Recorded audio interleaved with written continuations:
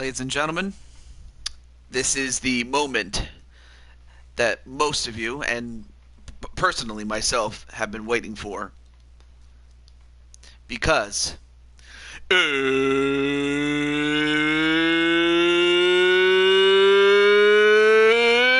time!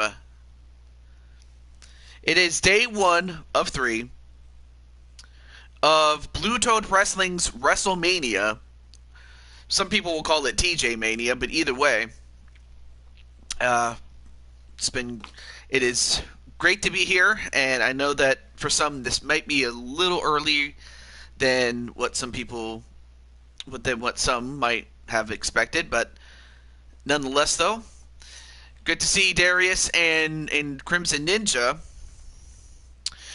We'll get started in a few moments, so this will be a good time to go get snacks and stuff like that. Yes, WrestleMania is here, and as I set up my stream, and hello to Brian Herdensberger. I've seen you around on Blaze's show. So as I get everything set up, well, at least on my end, it's great to get to WrestleMania, and of course, this is our standard show for when we make the jump to the next game. You're playing Kirby in the Forgotten Land, and also Atticus Black is here. I have a match for the ECW, or do I have a match on day 1 or day 2? It's a 3-day event, and let me go over. Let me look at this really quickly. Double check here. Darius. As a matter of fact, you are on day 2. You're on day 2. What do you think about my character? Wait, what is your character, by the way? I'll have to catch the replay as I'm getting ready to go to work. Oh, shit. Well, it happens.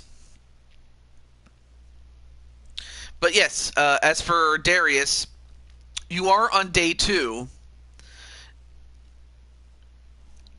Mike Watson. I don't think I've seen him before. Do I have a match at Toad Mania? As a matter of fact, you do.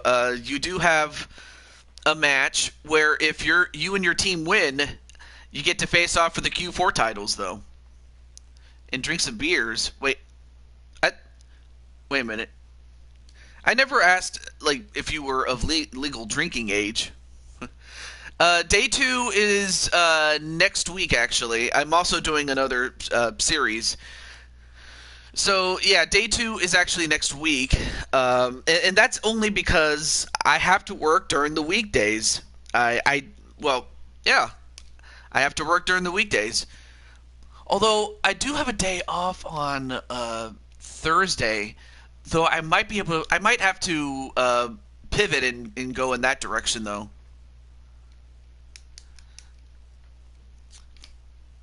And also, hey, what's up, MBN John? And John himself does have a match. The one who attacked SB. You can drink beer at any age. I mean, usually the drinking age is like 21 years old in most other countries. I don't know if you knew that. The one who lost to Drew McIntyre. Well, I'm always looking for some new talent, and after WrestleMania, I'm going to reevaluate who am I missing and who's not coming back, and then I can say, oh yeah, Mr. Hernsberger, you can go in there. Yeah, Crimson, you're replacing me on the team because I'm facing Jose. Yep. Yeah, drinking age in most countries is 18, so that's again. That's just how it is. I know, yeah, in other countries it's 18. Yep. Absolutely. Although if we get through these matches really quick, I might just decide, you know what the hell, let's just keep going. But still, we'll try to go through as many matches as we can. At least 11 matches. So that's what we will do. So I will let you guys know before Thursday Thursday. What is it? Thursday, the 31st of March. Oh, Germany is 16. Mike Watson. Awesome.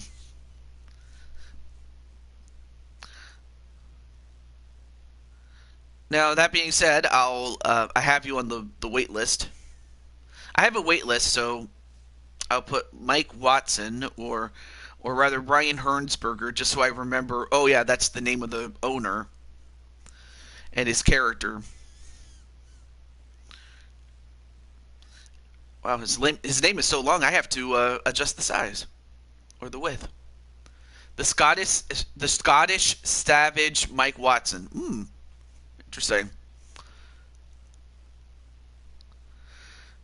Okay. Well, our first match, or oh, shit, I forgot to save the changes. Darn it. All right, so our first match. Oh, it's on 2K20. Okay, see, that's probably why I never saw him. Wait until you see my new character personality in 2K22. Awesome. I do want to, John, if you like, I can make your character on 2K22, and then by the time you do get the game, you can get him. I just asked yesterday if you had it, because I didn't know if you did. Okay. So now that we got most of the pleasantries out of the way, the only person I need to let know is my good friend Blade Charge, as he is the creator of Speranza Dancy.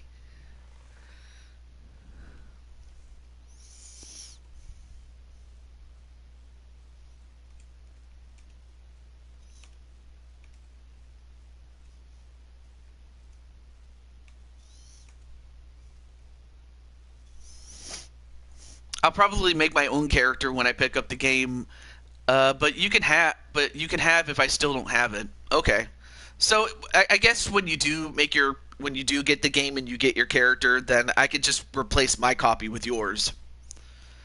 And also, hey, what's up, Joker? And Joker is in the main event of day 1, defending the World Tag Team Championships along with Drum Monkey.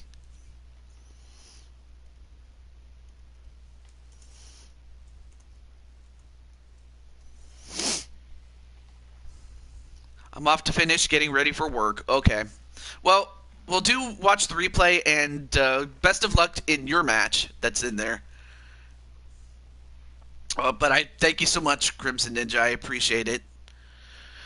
All right. So our first match is part of the Queen of the Ring. I know WWE called it the Queen's Crown, which is also nice, but it just doesn't roll off the tongue as, say, the Queen of the Ring. So that being said, who do you think will win this one? Will it be Thunder Rosa, the current and reigning AEW Women's Champion, or Mabu Speranza Dancy? The time for talk is over, and the time for action is now. So let's do it.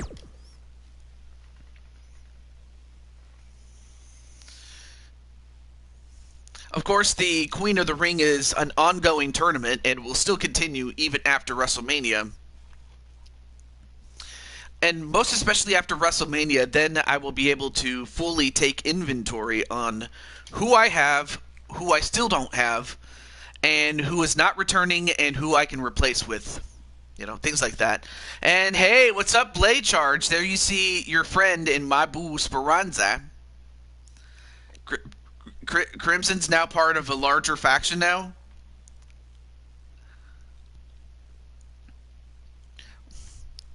Now, of course, Joker, you and Drum and Atticus, you were slated to team up with Count Z, but of course you already have prominent matches on the card. So yeah, that's how I ended up getting, you know, Crimson Ninja, Clinton, and Feck. Is a Hell in a Cell match. Making her way to the ring from Tijuana, Mexico, Thunder Rose. However, we get to this match, and we have Thunder Rosa. And recently, as I mentioned, she recently won the AEW championship. And oddly enough, it was in a steel cage, but it wasn't like, it was smaller than the size of a Hell in a Cell, but larger than a normal sized cage. And it looks like everybody's saying hello to each other.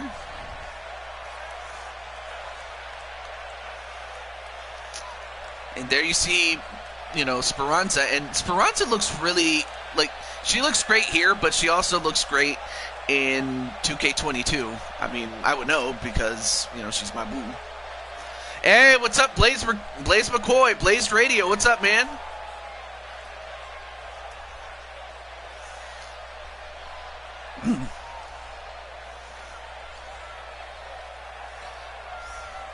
Well, I made the main event, so there you go.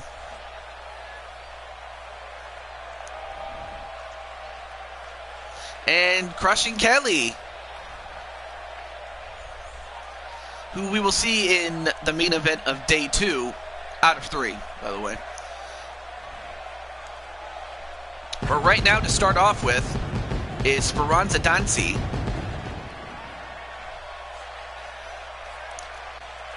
Crushing Chaos Kelly Black. I still just call you Crushing Kelly just because it just rolls off the tongue. Lissa.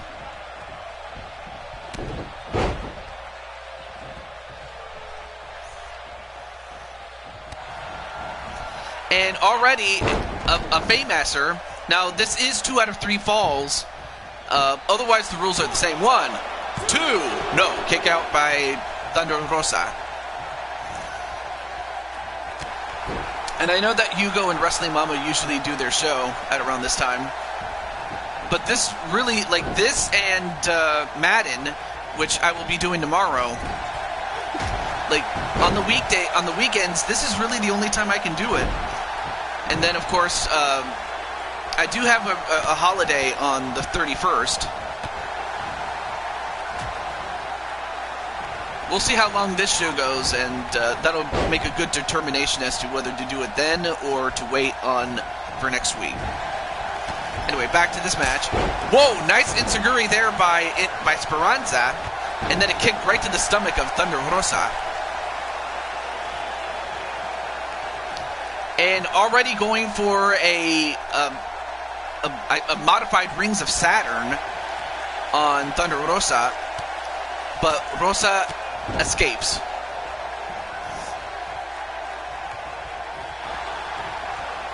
And an uppercut onto Speranza.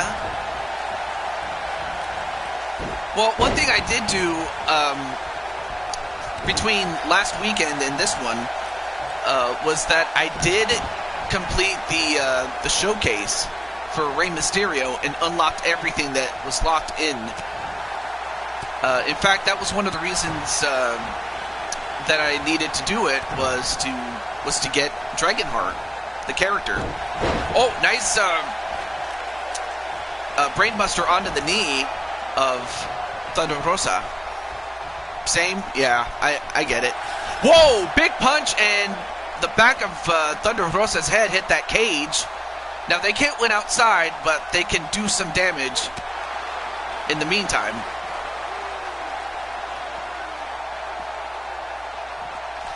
And, oh, thrown down was Speranza. Now picks up Speranza, misses the drop kick, though. Nope, back elbow. I'm also going live tonight after LTD. Awesome.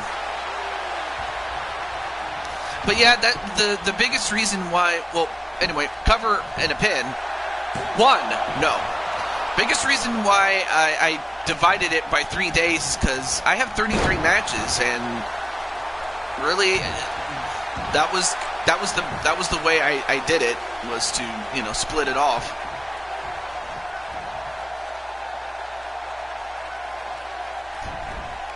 And there's Jose,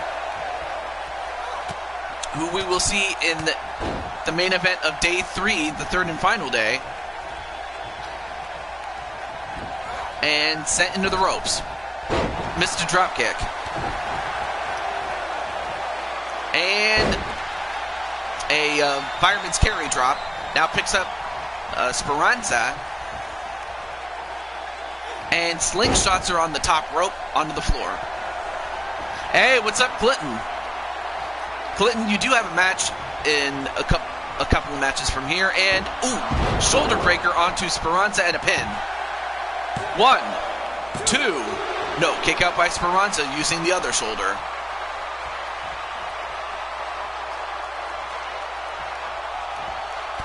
Oh, and a stop right onto the stomach, and then one right to the back, and then slamming the arm. I mean, Thunder Rosa doesn't just attack; she plans out her attacks. Oh, backbreaker onto Speranza, and Speranza with a counter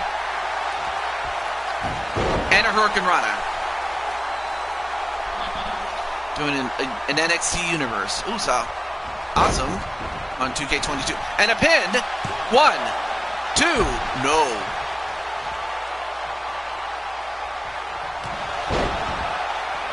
A forearm, another one.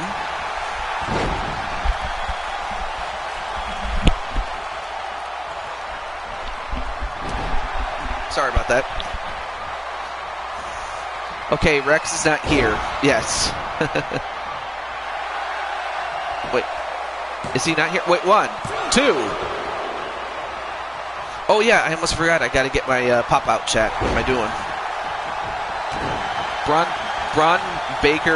Braun Breaker, and Samoa Joe.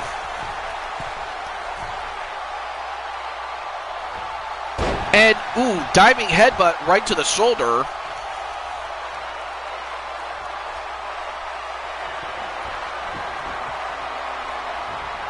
And Speranza in a bit of trouble. Nope, countered. And a jumping neck breaker. Now stops the face and uh-oh. The spinning back kick and connects right onto the head.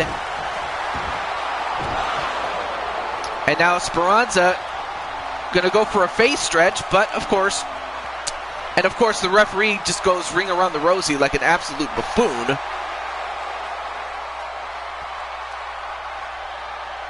However, Thunder Rosa with a nice counter there. And a German suplex to Speranza. Then an arm wringer onto Thunder Rosa. And now Speranza going to try to get one fall. And ooh, nice back kick and an enziguri. 1, 2, 3, and Speranza gets the first fall. One more fall and she'll win. And thrown over the top rope. Ooh, nice counter.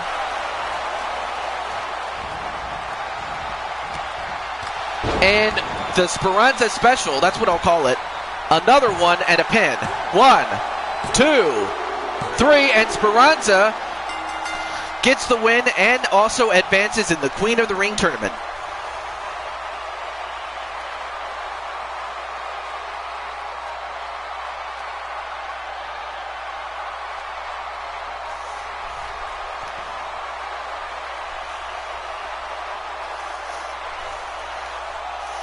Oh, also, I understand that Joshua got the new Kirby game. How is it, by the way? I forgot to ask you that.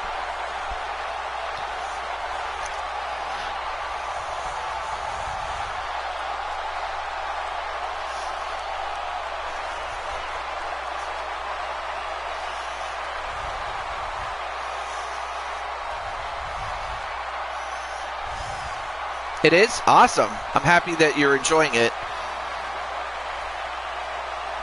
Not a bad first match to start off with at WrestleMania, or as some people will call it, TJ Mania. Punisher Bruiser.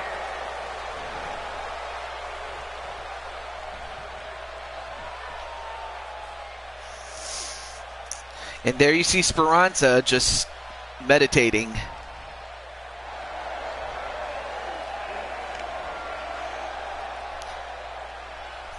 I would say more, but I think you all get the point. On to our next match. Now, our first 4 matches will take place outside of Universe Mode, so... and of course, they also have a profound effect on what's to come in Universe Mode. That being said, our next match is a no-holds-barred match, and this one has some stakes here.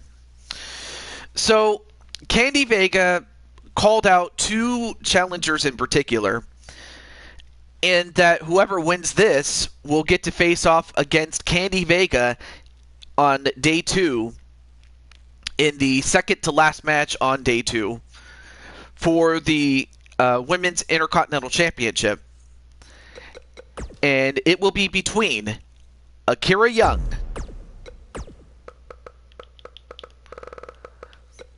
and Lady Danger.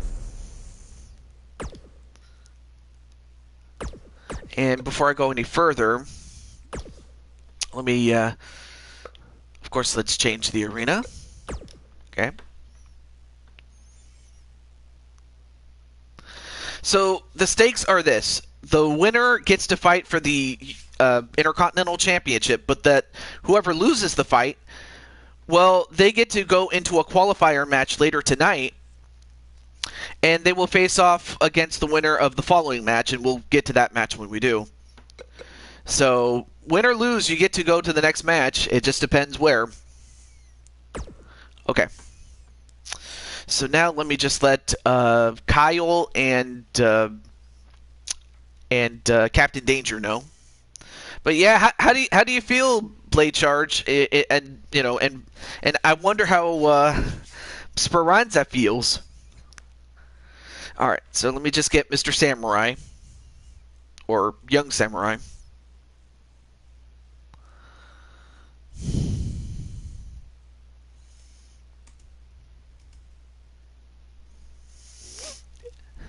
Happy? Awesome.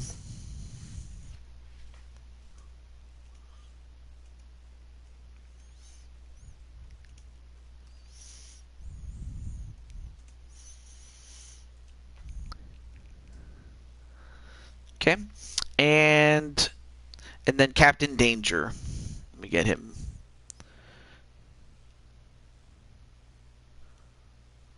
Oh, there he is.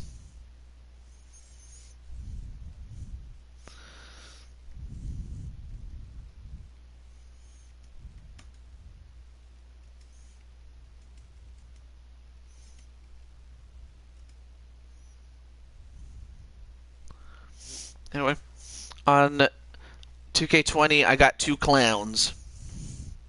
Good fight, awesome.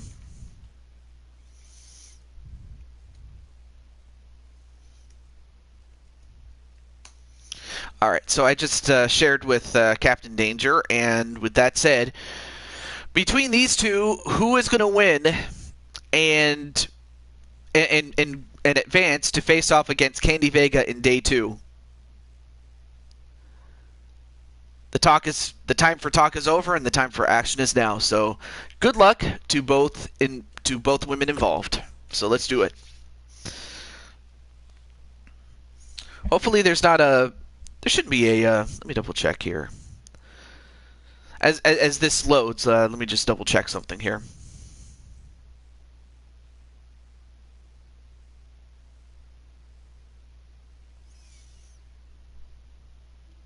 Okay, cool.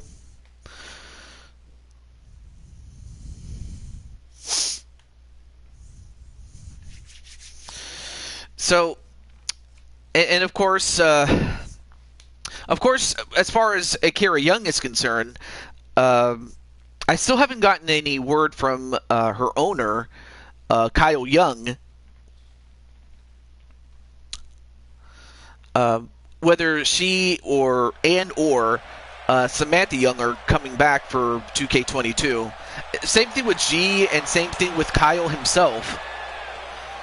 I know that Danny Wells is there, but, of course that's all he has put up. Or it could just simply be that because the creation process takes so long from creating a superstar from, front to back. First clown I got is a Joker. And there you see 1/4 of the 4 Queens champions.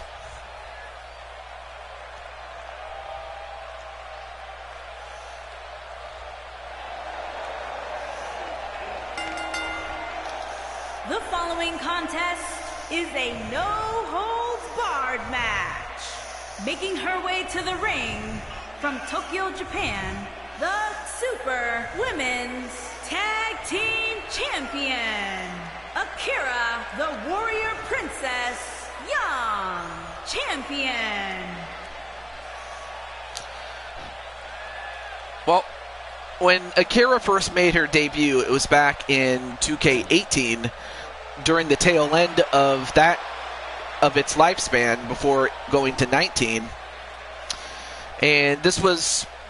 And at the time she wasn't married to Kyle Young. And eventually they got married. She took up the Young surname and has been a prominent fixture on Second City Dojo, which is Kyle Young's show. But she's also had prominent roles in IPW, Ignite Pro Wrestling, and her opponent, and everywhere else that she's been. Virginia, Girl Dynamite, Grace, Lady Destroyer, Danger. And then, of course, you have Lady Danger, who has also been a fixture on the show and has been a fixture in many other places that she's been to. You know, such as Women's Beauty Wrestling, which, of course, for a while was called All Goddess Entertainment. But also, she was on Goddess's show, The Whipping Post. Don't ask why I said it, but WPW and any others I'm forgetting. Oh yeah, and on NWA Open the Gate. So that's where you've seen most of these, these two competitors. And right here. And a kitchen sink onto Akira Young. Oh, nice kick to the back. And a crucifix takedown.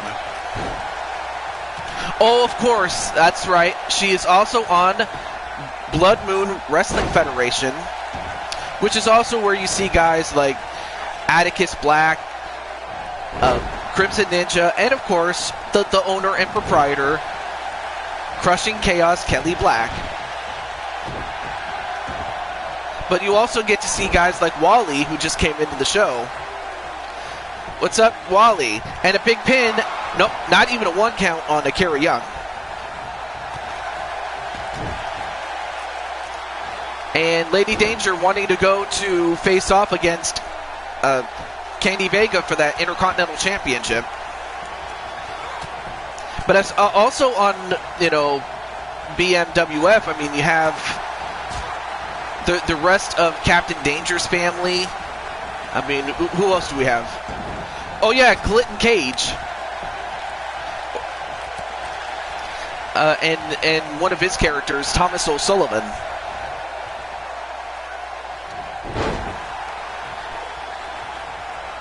And wait a minute, what's going on here?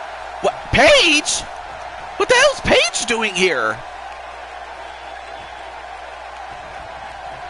I mean, Lady Danger distracted by Paige, and wait a minute, a backslide pin. 1. No, kick out at 1. But what the hell is Paige doing out here? I mean, I was busy talking about, like, extolling the virtues of BMWF and the stars that it has, but Paige? Anyway, I made a phone call. A phone call? And, a neckbreaker onto Akira, but I'm not sure what Paige's deal is. Is she here to help Akira, or is she just trying to distract Lady Danger there? When Paige isn't even... I guess maybe she felt, disrespected being not included in 2K22. I guess you wanted to get her last appearance, I suppose. Oh, that's how you... Oh, you called her? Wait, 1, 2. Well, I believe John already realizes this is on 19, but it's just that...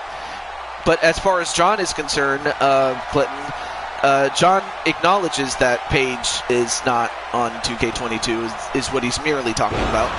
And a float over DDT and a pin. 1, 2, no. Kick out by Akira Young. Yeah, I kind of... I mean, I know that John is a very smart young man. And a final cut? 1, 2, or a suplex cutter. That's what I'll call it. Although now Akira has Lady Danger right where she wants her. Although Lady Danger with a nice counter. And a stomp onto the leg. Clinton McCready? And Lady Danger just standing there. I suppose you didn't want to, you know, be played possum. Yeah, 2K19 was a very good game. I'm happy that they made some of the corrections in 2K22 recently. So I'm very happy with that. Anyway, a pin and a cover. 1, 2, 3.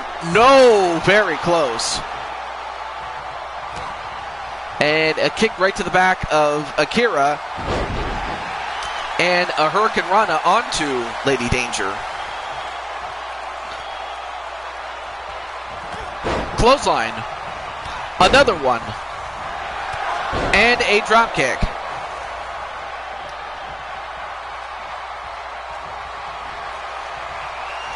It is McCleary. It is my real life ancestral name. 1, 2, 3, and Akira Young wins it. And I noticed that Lady Danger was grabbing the ropes, perhaps out of instinct, thinking that this was a normal match, but unfortunately there are no rope breaks in a no-holds-barred match, and that slight error on her part costed her. As Akira Young does win, I will say this, she did not ask for Paige's help in the slightest. But as a result, Akira Young does indeed go on to day 2 and face off against Candy Vega. Whereas Lady Danger will have another match later in the show today. Here is your winner, Akira. Or perhaps maybe they were in league with each other. I don't know. McCleary. I just call him Clinton, just, you know, I often call him just, like, you know, Clinton, so. Anyway, back to this match, though, but, I mean, but color me surprised. I did not realize that they were in league with each other. Or perhaps they might have some sort of respect for each other, I don't know. But I know that Lady Danger's not going to take that lying down. Is there a match who decides to face me tomorrow? Okay. I may as well explain for Crush and Kelly. Well, recently, as you know, you recently defended the United Kingdom Championship, and I just thought, well, you've done everything that you could do as a United Kingdom champion. Oh. If there's time, give me Paige. I did not ask for her help, nor did I need it. Yeah, well, despite what you're... Well, anyway, to get back to Crush and Kelly. So, no, what happened was I decided to put you straight up into the Women's Blue Toad Wrestling Championship. And, yes, you are defending that championship, and that the runner-up gets it, but that the winner does get to be the women's Blue Toad Wrestling Champion. So, no, there is no match to determine who you get to fight. You already get to fight Rivera Voorhees, the former champion, the Miss Money in the Bank, Bowsette, and the current champion, Blake Belladonna from Ruby. I just simply added you to that match. So, there you go. I just wanted to explain that. Anyway, let me read what Akira said. If there's time, give me Paige. I did not ask for her help, nor did I need it. Oh, okay. TJ, do I have a match today? All right, let me look. And also, hello, and also, what's up, Jamar? Wait, where's Jamar? Well, Jamar is, his match will be on day 2. So you still got some time, man, to recover, though. Wait, where is... I'm just looking for Wally. Where is he? Oh, yeah. Wally, your first match is on day 2 as well. It's going to be part of that fight to see who gets to face off for the IC Championship. Yes, pretty much. Yeah, absolutely. So you could very well finish runner-up and still retain your championship. I say retain in quotation marks. But, on the other hand, you could become the champ. So, okay. Yes. So, yeah, day 2. And that if you do win it, Wally, then you get to come back for day 3 to face off against Mopman. But now we get to find out who gets to face off for the newly minted United States Championship. We've already determined that Lady Danger is going to fight for that title, having just lost.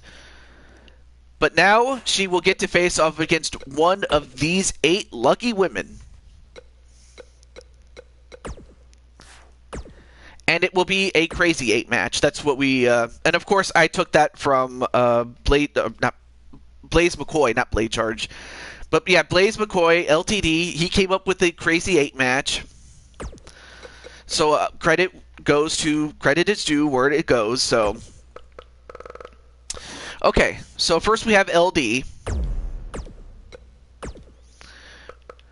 Then we have Ash Princess. And then, of course, oddly enough, we have the daughter of Candy Vega, Sassy.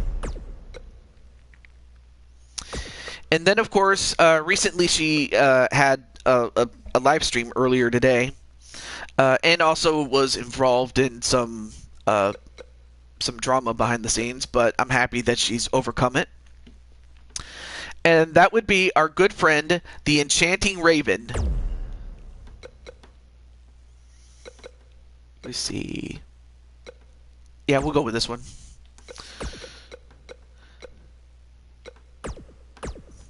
And you know what? Probably after our 4th match, what I might do is Kyle, if you're still in the chat though, I might give your woman a match 2 matches from now. You did not have your match yet. You haven't had it yet, Jamar. All right. Oh yeah, and all right. So after Raven, we have Elizabeth Blade, who is the client of Prototype Night. And then we have of course we have the friend of the individual formerly known as the Autism Rob, but has since became the woman that she is today, now known as Carol, the Autism Carol. And her best friend is still Minnie Morgan. And then, of course, we have a longtime favorite, someone who's been with the company ever since the 2K18 days, and that is Mario Girl Melissa. Let's see, you're still here? Awesome. Hopefully I'm not having any delay in terms of what I say and I'm hoping that the delay isn't too long. Let me see. No. Either. Well, I guess not then. All right. So back to what I was saying. So yeah. How about this, Samurai? How about after this match, I give Akira that bonus match against Paige? How does that sound, my friend? But yeah, Mario Girl Melissa, a very good friend of mine, and a good friend of a lot of other people, especially those that have been with the Blue Toad for a long, long time. And last but certainly not least, our good friend Lala-chan, longtime owner and proprietor of Win Ninja Academy Wrestling. Okay. So let's change. No. Let's go to WrestleMania. Up to you, man. Though, to be fair, she's already had a match, and I want to be fair to everyone else here. True. I mean, not to mention the fact that Paige doesn't even get to... I'm surprised that Paige was left off the game out of character. I'm very serious. Not sure why that happened, but I don't make the rules. So, what do I do? Okay. So, with that in mind, the winner gets to face off against Lady Danger to go for the newly crowned Women's United States Championship. Let's do it. Alright, so I'm just going to let some of the women behind their characters know, so I'll be right back.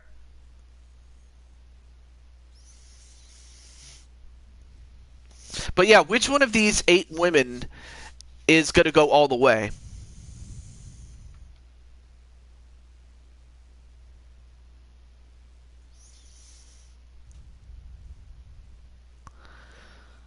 Okay.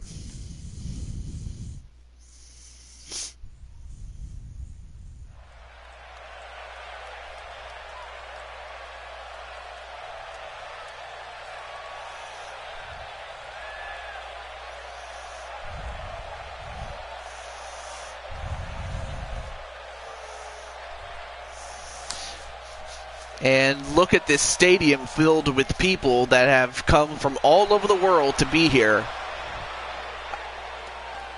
It's something you just cannot replicate.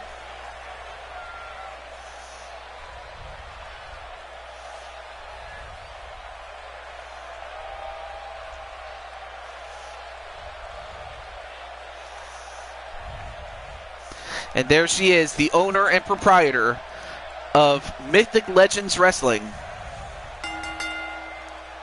The following contest is an elimination match. Making his way to the ring from your darkest fears, the Queen, Lady Destroyer, Selena.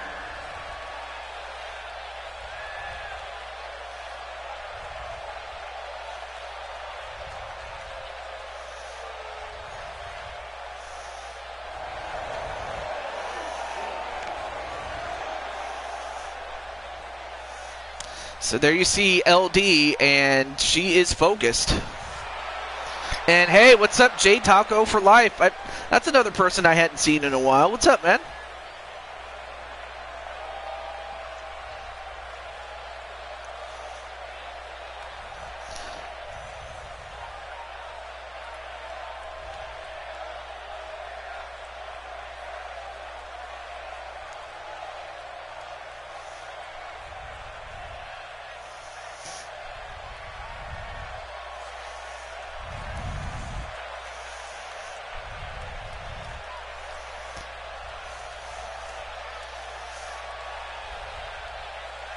Getting a lot of pop-ups. I'm not sure why.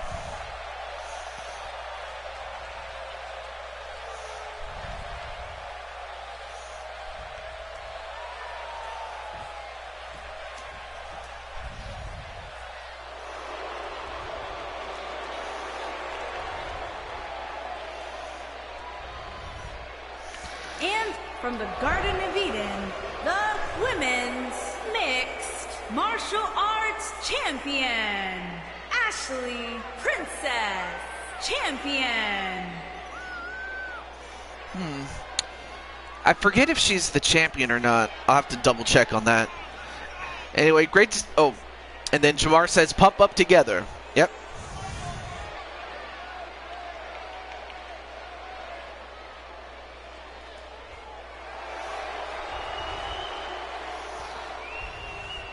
Because I know recently that she had a match against... who did she fight? Let me look at the tournament bracket.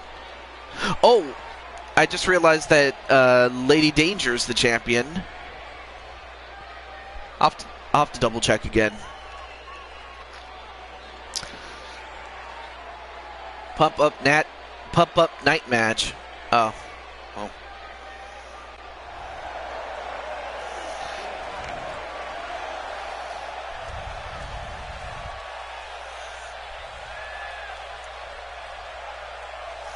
But man, I'm just, it's so surreal because as great as this game has been, I mean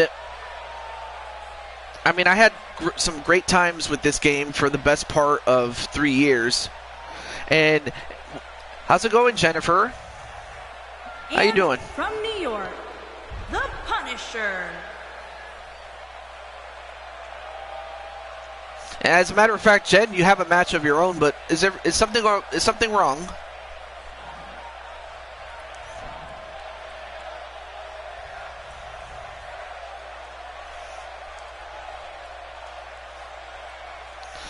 Oh yeah, that's right, Raven. Let me get Raven.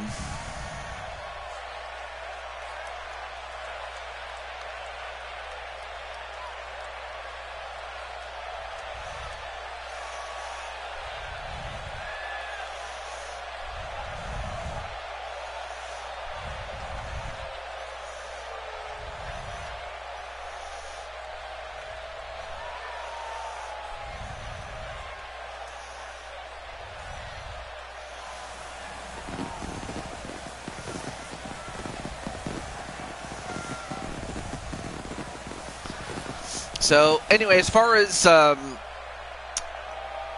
Sassy is concerned, it wasn't that long ago that she competed for the Blue Toad Wrestling Championship, but of course, given her age, given her inexperience and youth relative to her competition, she just wasn't ready for that. But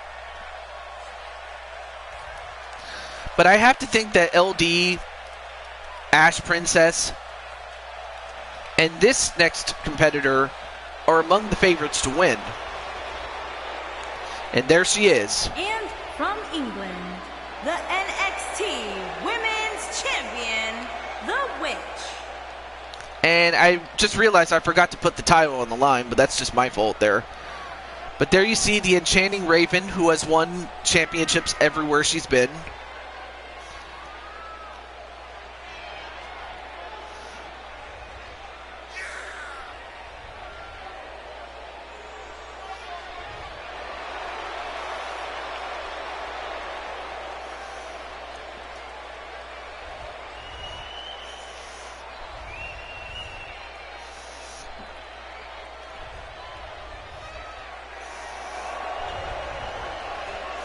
And of course, Clinton's saying hello to everybody.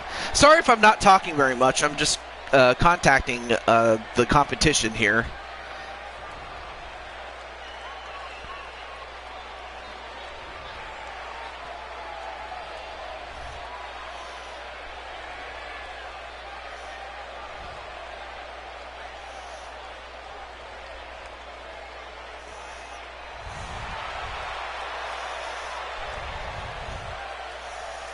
And from Detroit, Michigan, Elizabeth Blade.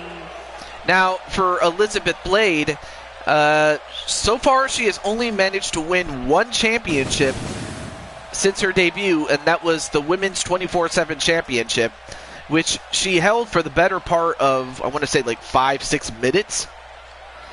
But she would love to win this match and get to be the first ever Women's United States Champion.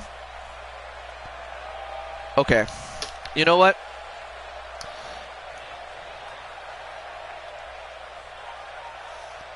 That's just disrespectful. Come on.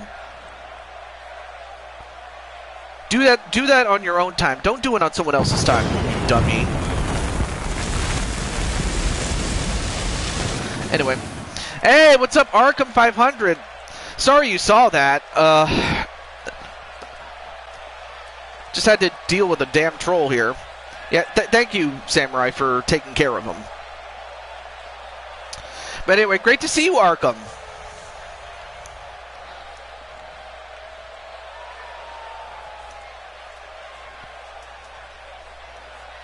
Anyways, hit the timeout button anyways. Yep. Oh yeah, Arkham, I should probably ask you. The NXT Women's European Champion, Morgan the Show Champion. And I also forgot that she was European champion was Minnie Morgan. Anyway, just so they got the message. But anyway, as I was about to ask, Arkham was Arkham, are you getting WWE 2K22? I'll let you answer that as I get more people in the as I get the people that are in this match in.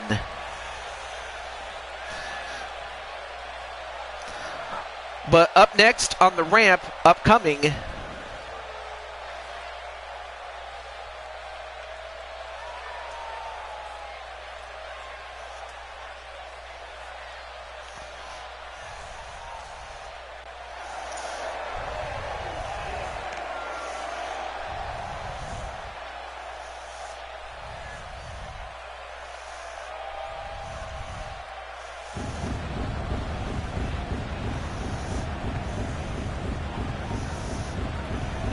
From wherever she wants, the super athlete Melissa. Yeah, I may at some point. Can't say when though. Oh, okay. As for MG Mario Girl, she's been with us since the 2K18 days, and she's really grown from the first time that we saw her to now. And yes, this is still 2K19. I just wanted to do an official show to end off our tenure, and plus I still don't have everybody on the roster as of yet, so that's why.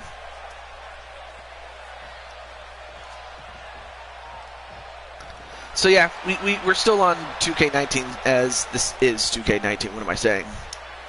And last but certainly not least, their opponent from New York, the worldwide internet women's champion, the Queen. And of course, our first ever women's YouTube champion.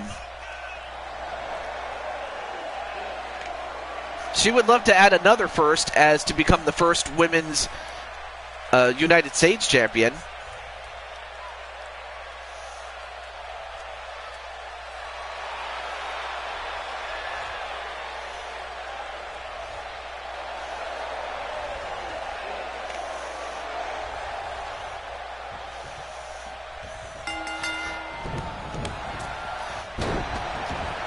And hey, how's it going, Rockhawk64? How you doing, man? I know you've been busy, so... But you've also been streaming from time to time, so that's where you could also get to see him at Twitch at Rockhawk64. So, very simple. The last woman standing after all others have been eliminated by pinfall or submission is declared the winner and will face off for the Women's United States Championship. You're alive? Well, of course. I'm not to take that lightly, but I'm happy that you are. I seriously am.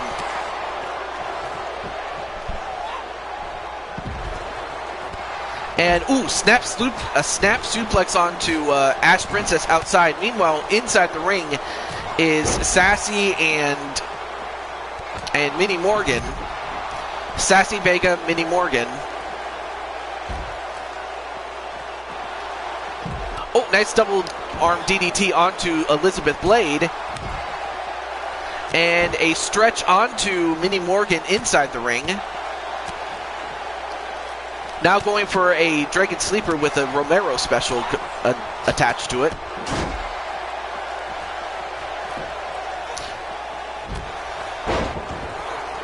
But yeah, this is a war, and whoa, slammed right into the steps was LD. And then a suplex, a modified suplex onto Minnie Morgan, and now a pin onto Morgan. One, no.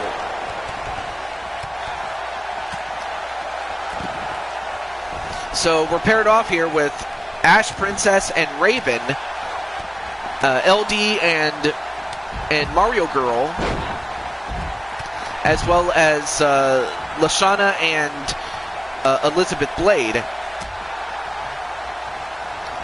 And sent over the top rope and onto the outside, and now all 8 women are on the outside. And it is false count anywhere, and ooh, the drop kick from behind onto Mario Girl.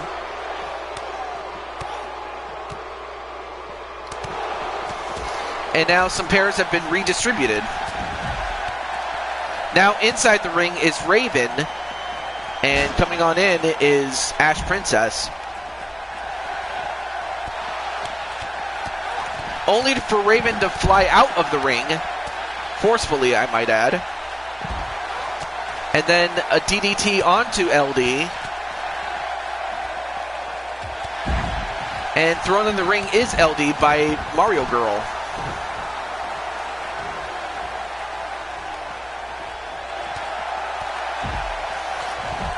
And now Mario Girl turns her attention back to LD.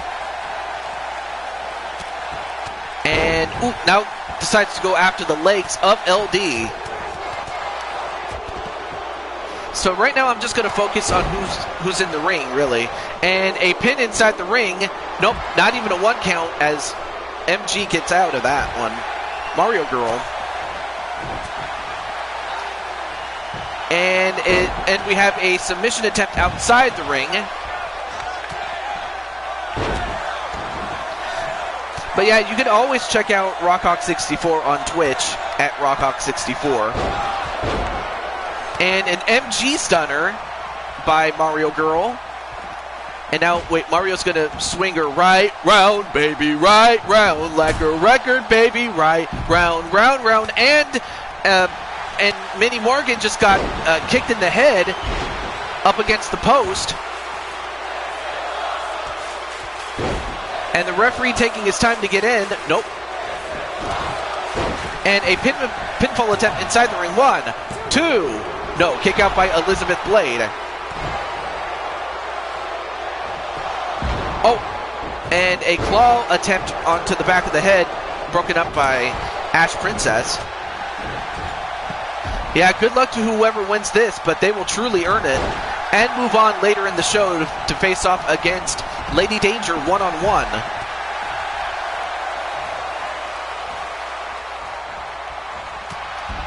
And thrown over the top rope is Raven, and Elizabeth Blade falls out. Now all 8 are outside, and slammed on the post was Minnie Morgan. And whoa, what a slam onto Raven. But just before she could take advantage, Lashana, that would be the young lady in the red trunks with black hair, well, she got leg sweeped. Now it looks like all the women are converging on the lower right-hand corner of the screen. And a pinfall onto Lashana on the end. 1, 2, 3. And Lashana's the first one out at the hands of Elizabeth Blade. 1, 2, 3. And Ash Princess is also out. Now we're down to 6. And the LD cutter onto Mario Girl inside the ring. Oh, super backbreaker onto Raven on the outside. The match TV. Oh. And, well, before MG could do anything, that was broken up by Minnie Morgan. And now MG going right after Minnie Morgan. And Mario Girl snapmares her right back inside the ring.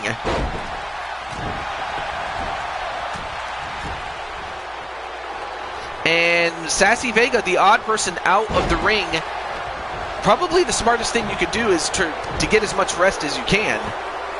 Oh, and hot-shotted on the top rope was Mario Girl. And a pin onto Raven after that lariat from behind. 1, 2.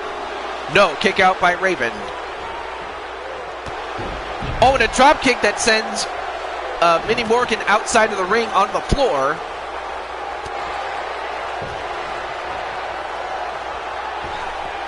And LD, I'm not sure what LD was doing, but she missed. So that only leaves Sassy and Raven to fight out. And Minnie Morgan coming right back in.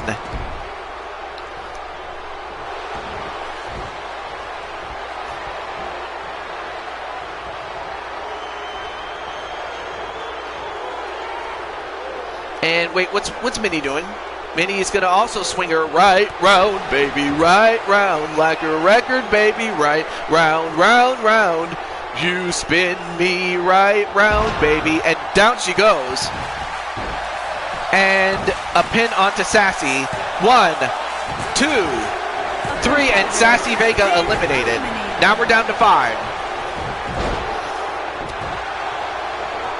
And now Minnie going right after MG, Mario Girl, and Mario Girl just got smacked in the mouth with that foot. And Raven, whoa, nice spinning kick there onto Elizabeth Blade. But then LD comes right back in. Nope, broken up by Elizabeth Blade. She's attacking everybody.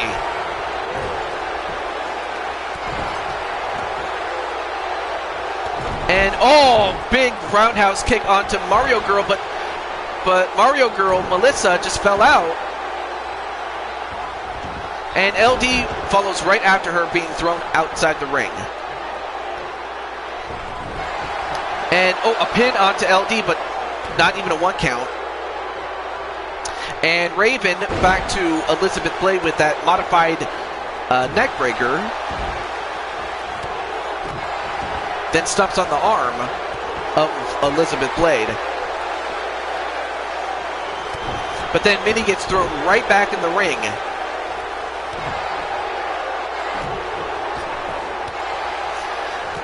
And now goes for a Rings of Saturn, all but broken up by Mario Girl. Not sure what Melissa's trying to do. I guess she wants to get more of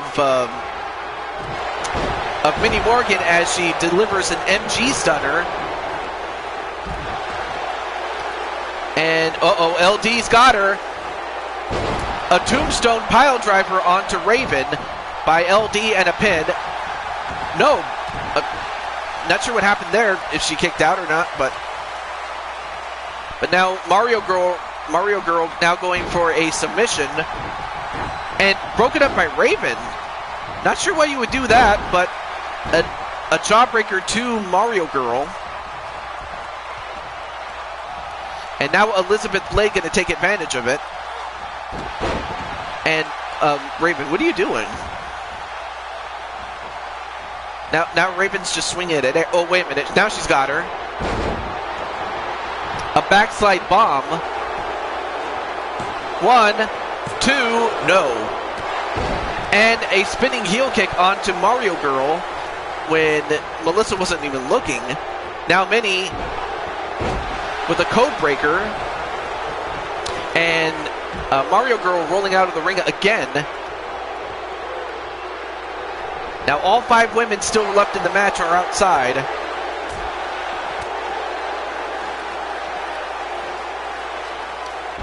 Oh, and a German suplex to Raven. And a Hurricane Rana on Raven. It looks like Elizabeth and Minnie are double teaming on Raven. And 1, 2, no, kick out by Raven. All right, now Melissa coming down on the other side. And it looks like she wants some of Minnie, and a power bomb into a pin. 1, 2, no. But now turned into a a Boston Crab, but Minnie Morgan escapes nonetheless. A crossface onto LD. Nope, LD escaped.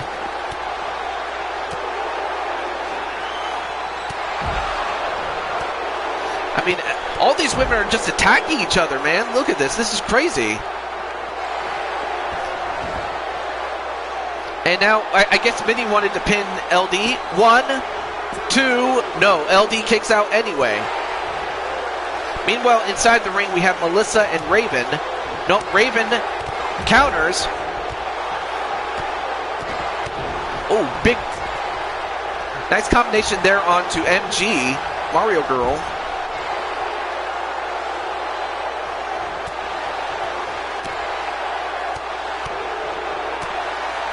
And now Raven sets Melissa on top of the ropes here,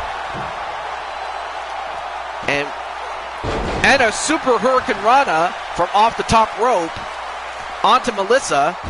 Ooh, a modified chokeslam onto Minnie Morgan outside the ring. Ooh, back elbow onto Raven. And nope, nice counter by Raven. And a pinfall on the Minnie Morgan outside the ring. 1, 2, 3, and Minnie Morgan's finally eliminated. Now we're down to our final 4. All 4 are now in the ring. And Melissa, is Melissa going to fight out of this? She does. Now we're down to 4. And, oh, a modified neck breaker onto Elizabeth Blade, and an inverted suplex to Raven.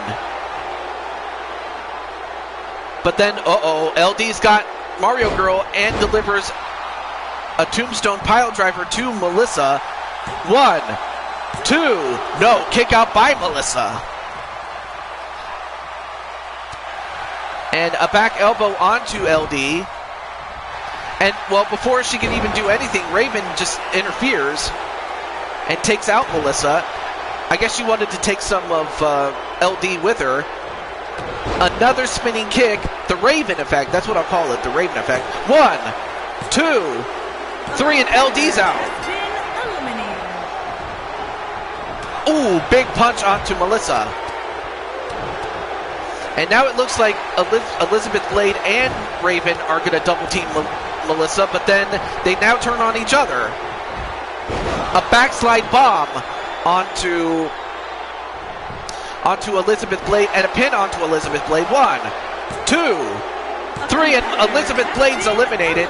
And now we are down to one-on-one with Raven and Melissa. And Melissa, I mean, both these women are on the cusp of becoming the first ever Women's United States Champion, as Raven just got her head slammed and decides to give a bow for some odd reason, which is the most MG thing to do. Oh, and the Pop-Tart powerbomb on the outside. Referee, 1, 2, no. Referee took too long to go for that count. That might have cost her. Now Raven, with a second chance, has to capitalize on it. And now Wally's going to go for Raven to win.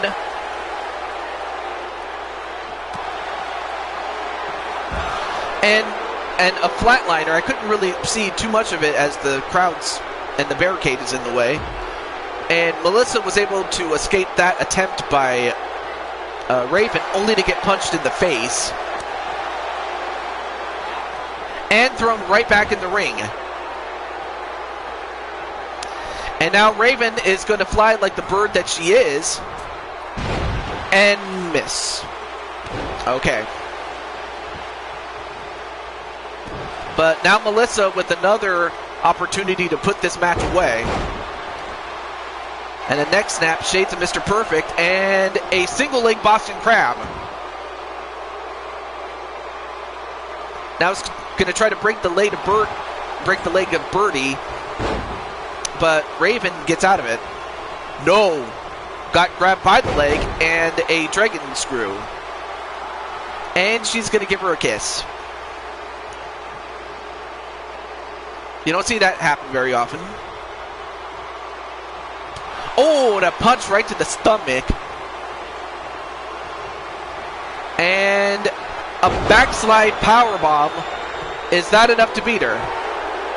1, 2, 3, and that is. Raven is going to fight for the United States Championship.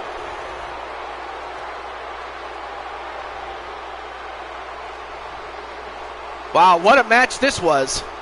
This was anybody's match to win. And for MG, she had a great match, as did many of the others.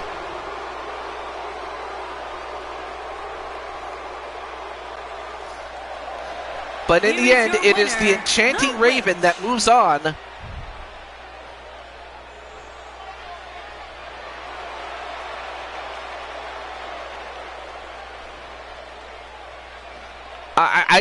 I mean, again, for MG, she has nothing to be ashamed of.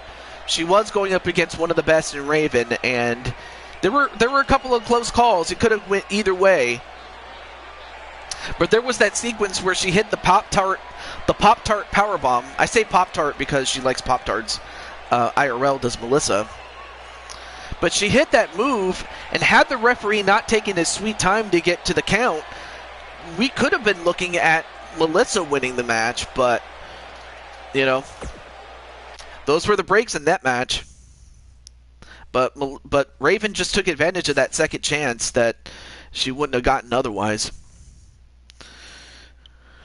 Okay, and also welcome back, Joker. You just missed Raven qualifying for the opportunity to face off Lady Danger for the Women's United States Championship to be crowned the first ever champion. So we'll see Raven. But up next is our fourth and final match outside of Universal Mode, and that will be a ladder match. And this is a big one because whoever wins this will get to face off for the Q4 titles on day 2 of WrestleMania. Team number 1.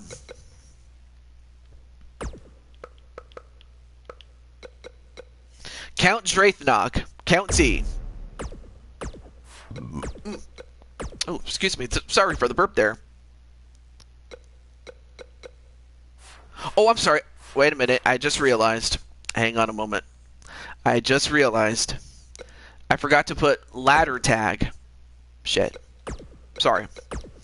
Okay. Count Drathnog.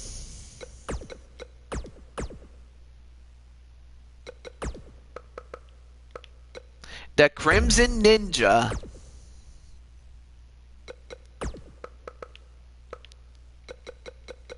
The King of Ireland, Clinton Cage. And last but certainly not least, Feck, who oddly enough was Clinton's World Tag Team Championship, his Tag Team Championship partner was Feck. And they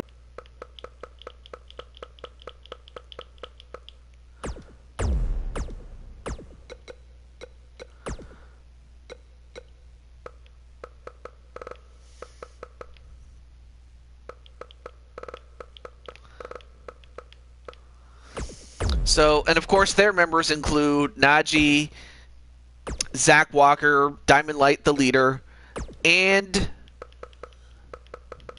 Jamar. If I said that your first match was on day 2, my apologies. It's actually day 1 in this match. So I wish you nothing but the best of good luck, Jamar. I severely apologize that I forgot to say that you're in this. In fact, I will leave the entrances on, and I will contact everybody that's in this match. And I hope we don't get kicked off here. I always hate when that sign comes up. I really do. But yeah, welcome back, Brooklyn Joker.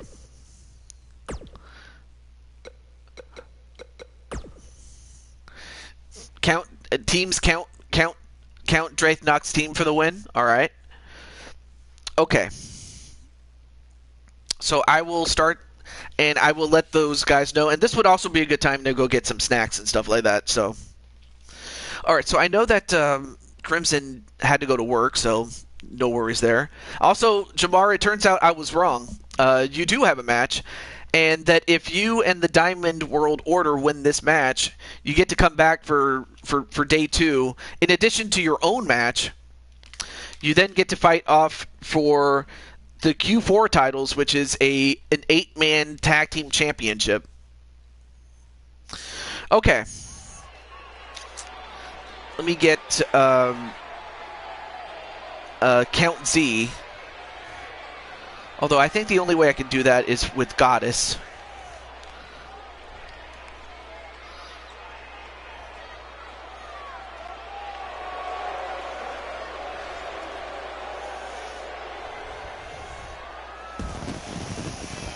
First off, we have the Count. The following Count contest Drakenok is scheduled for one fall. Introducing first, from Paris, France, weighing in at 230 pounds, the Phantom Lord County Z.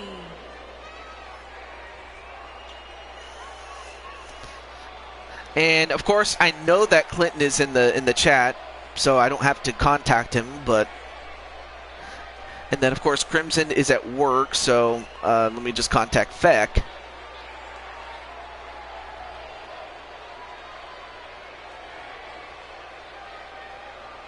And of course, doing what he usually does, and that's stir the pot.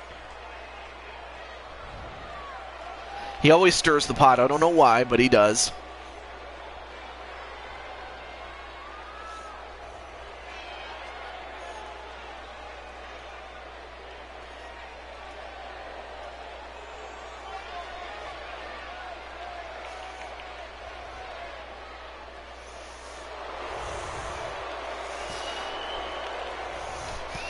So, as I'm letting those guys know, I mean, who do you think has the edge? I mean, do you think that because they are a team, the Diamond World Order, do they have what it takes to win this match? Or do you think that 4 outcasts, as most people would, outside of our group, would think of them to be, can they do this? Of course, I would not call them outcasts by any stretch. But to the average person that sees them and they don't know anything about them, that's what most people would be led to think. But we all know that you cannot judge by appearances.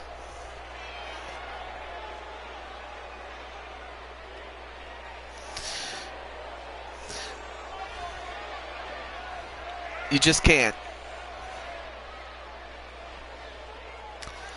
Alright, so now let me get Mr.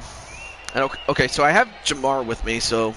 And unfortunately, I don't have a way to contact Zack, so I can still contact the other 2.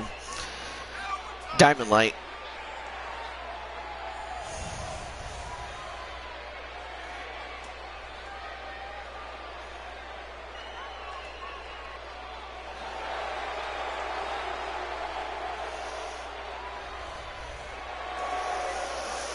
I mean, as I mentioned before, some of you have 2 matches booked. Others will have a second match if they win certain matches. Like, if you win this match, then you get to go there. While others only have just 1 match, but it's a big one.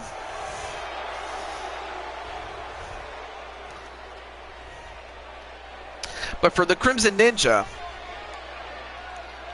I mean, this, I will say this, Crimson has done 2 things. Well, he's done it twice, and that is end long reigns. First, he ended the longest reign in Fire Pro history that was set by Wario when he was the barbed wire champion at that time. And from Ireland, weighing in at 240 pounds, the Superstar. And he was the one that ended, oddly enough, one of his teammates' long streaks of championship glory, in which his teammate and opponent at that time had held the championship for a month over 3 years. So you could say that Crimson Ninja is the streak breaker. But then we have the King of Ireland,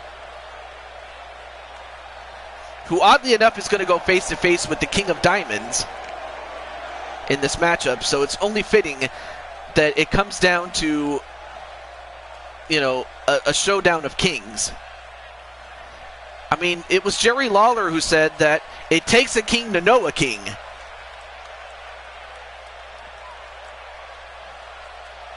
And then finally, let me get Najee as well.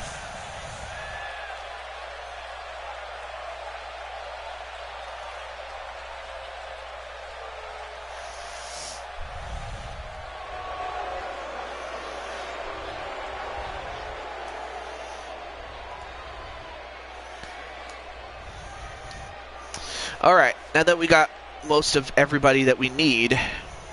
Now, of course, because this is outside of Universe mode, we don't have the team entrances here. But even so, it is still an all-star lineup, I'm telling you. And there he is, the man who was the longest reigning. From Toronto, Ontario, Canada, weighing in at 245 pounds, Pat. And once again, thank you for interrupting, JoJo. Anyway, this man was the longest reigning UFC champion, well, especially the heavyweight champion, but in all of UFC, he has held that championship for 3 years and a month. And of course, it was ended by one of his teammates, Crimson Ninja, as I said before. So the pedigree of talent in this match is undeniable. But yet only one of these teams is going to face off against the Dark Order. And of course, knowing that unfortunately Luke Harper and Eric Rowan, who was employed by WWE at around the time the game was made, by the time 2K22 rolled around, they both were gone. Rowan, of course, now works for AEW, and Harper went to AEW, worked there for a time, but unfortunately passed away.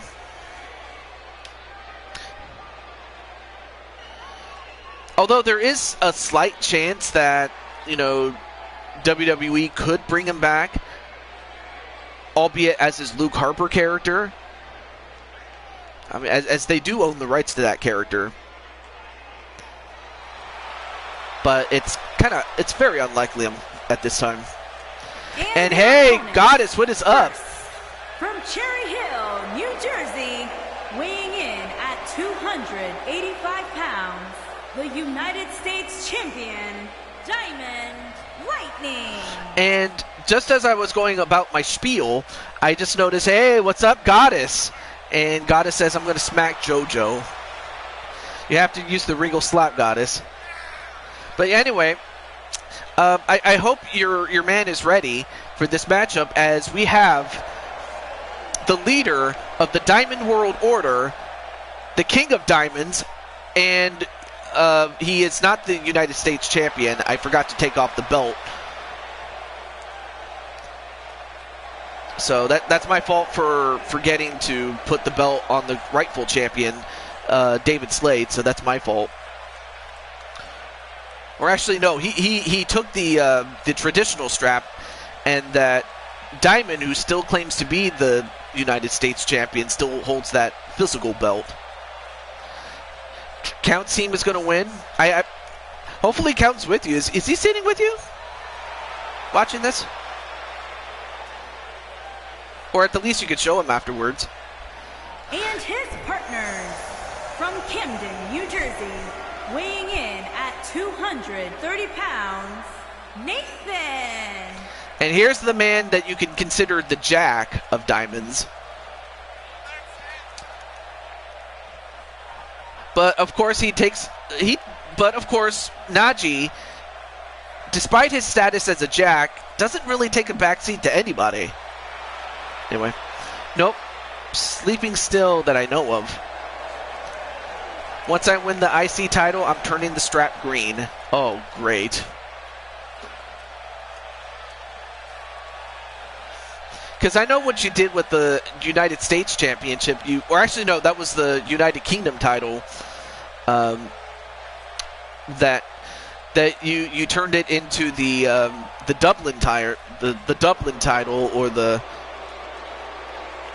or I forget what you officially called it, but it was based on the Irish or the flag of Ireland.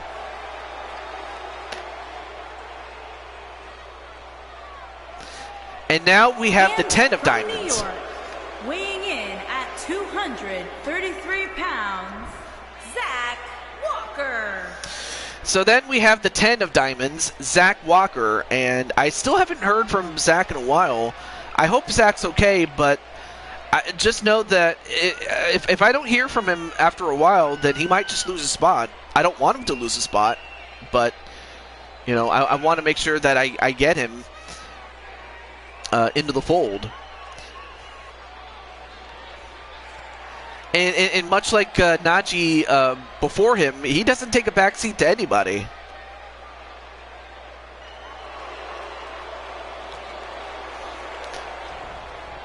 If you win the IC title, I will personally challenge you to a match and beat you, only for the sake of changing it back to white. Oh boy.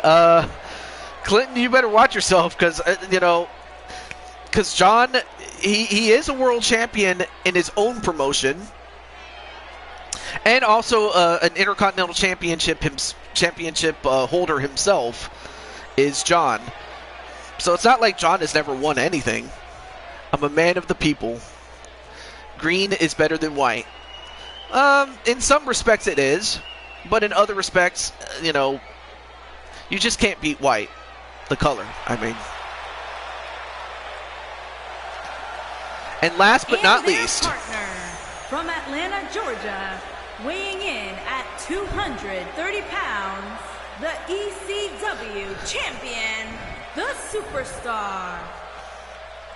well, of course, he is the ECW champion, and of course, however, despite his status as champion, it still retains the lineage of the hardcore title, which is defended 24/7. However, as Jamar is in an official match, I myself, as the owner, have the power to disable the rule until the match is over. So after the match, Jamar has to watch himself. But for now, he only just has to worry about this match.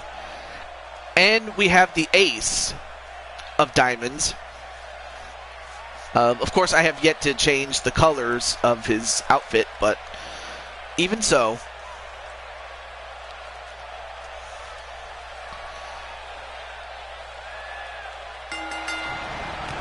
it's on. It's on. Look at the battle. Match underway,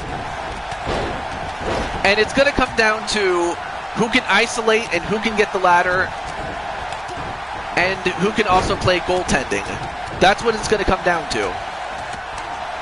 So we have Jamar and Count. We have Clinton and Najee. Then, of course, you have Crimson Ninja and Diamond Light. And finally, Zack Walker and Feck.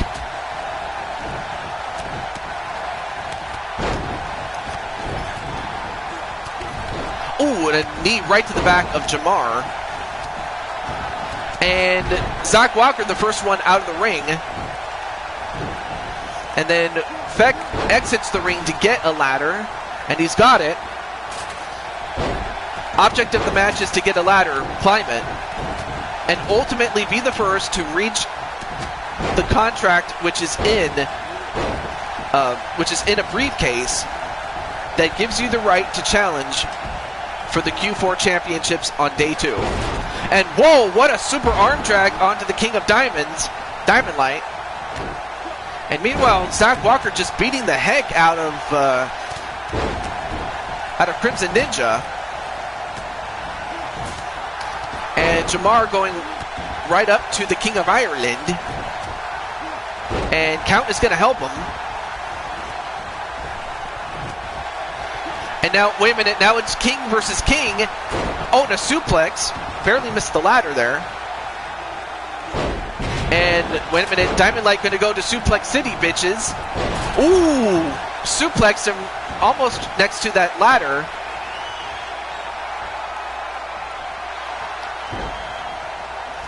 And a double arm DDT onto the King of Diamonds, Diamond Light. Then a Hurricane onto Najee. And, oh, a butterfly suplex right on top of the ladder onto Feck. And now Zack Walker's got the ladder. And he hits Clinton in the head with it. But then Crimson Ninja comes from behind and takes him out. So right now we're going to focus what's in the ring and on who's going to climb the ladder. And a neck breaker onto Zack Walker. And, ooh, the cutter, and part of his body hit that ladder. And then a kick right to the face, and his head bounced off that ladder, did Clinton's head. Ooh, big punch right to the face. And another one, and whoa, what a DDT to send him outside the ring. And then a ladder right on top of the head. And now sets him up in the sets the ladder up in the middle. And now Najee he's got his hands on the briefcase. And Crimson Ninja pushes the ladder and takes down Najee from off the top. Death sentence onto Zack Walker by Ninja. And then Zack just got hit in the head with that ladder.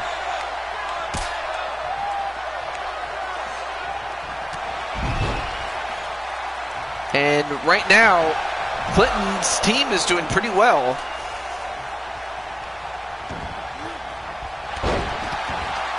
And now Clinton's going to go up to the top of the ladder. Well, now they got to try to stop him, though. And Clinton's holding on. And an electric chair drop onto Clinton. Well, now the Diamond World Order is starting to regain the numbers advantage inside the ring.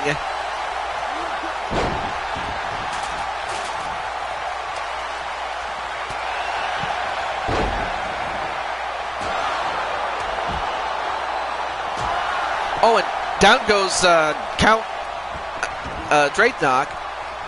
Northern Light suplex onto Count Z.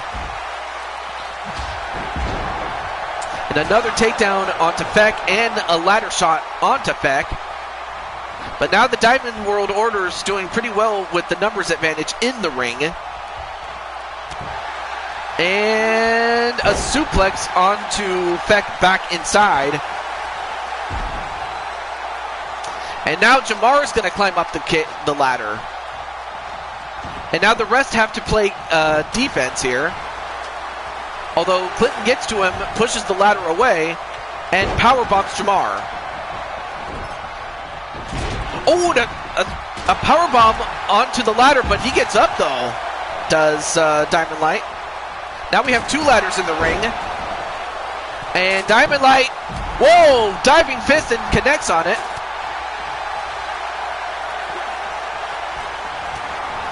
And thrown over the top rope is Najee. And Crimson Ninja taking out Najee. Now Count Drakenok now climbing the ladder. And now all he has to do is pull down that briefcase, and he's won it.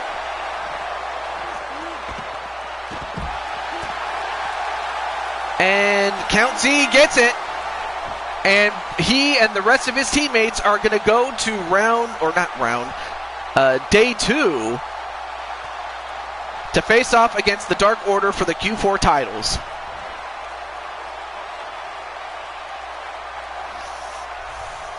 I mean, great match by both teams, but only one could win. And Diamond not too happy about it. Of course, Diamond does have his rematch for the United States winners, Championship. The Phantom, Lord, County, Z, Crimson, the Ninja, the Superstar. That's going to be Ted. next week, Jamar, is day 2, at the very least. But congratulations to Count Z's team, to Clinton's team. But man, I'm very sorry about that, Diamond Light. I you know, someone had to win and someone had to lose. Okay.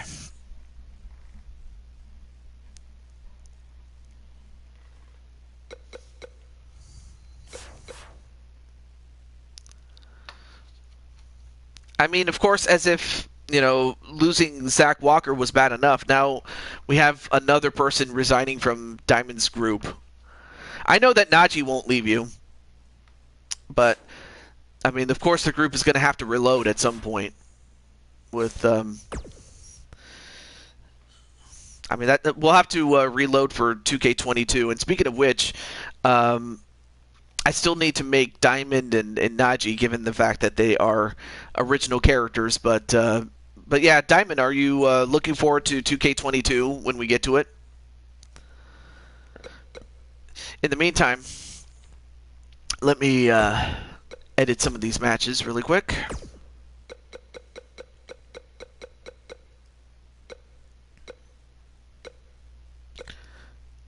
Oh, shoot. Alright, I guess I'll have to fix one thing.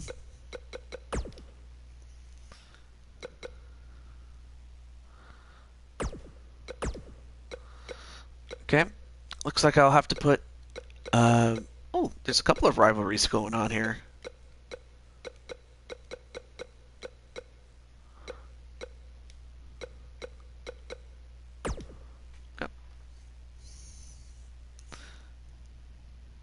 No, Zack didn't really quit. The thing is, I haven't heard from Zack, like the guy behind the character. I haven't heard from him in a while, and I hope I do hear from him between now and then, because if I don't, then I have to find someone else to replace him with. I don't want to do that, but, if you're inactive for X amount of time and I don't have a way to contact you, which I don't, it's not like he has a Discord... it's not like he has a Discord, what is it? A Discord account, that's it, for me to contact him with, because, well, the only way I can ever contact him is just through these streams, really. So, that's what it is. So, let me edit these matches. I probably should have done this, but, of course, because I didn't know what the card was going to look like when it was all done. Okay. So at least you get to see how this whole thing works, though. So our first match is...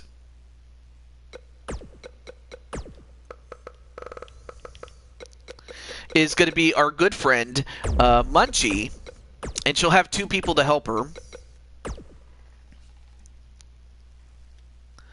Until he's in no major storylines, I guess. Or I can find somebody else, and if I do find somebody else, I'll run it by you before I, quote-unquote, add him or her to that list. Anyway, as far as Munchie is concerned, she'll definitely need somebody to watch her back. And those 2, you have... Let me see. I'm gonna look for those who don't have a match anymore, or don't have a match tonight. Speranza, and who else? Speranza and Mario Girl. And for Jane, her opponent, a former 3-time champion, she'll have her best friend Samantha.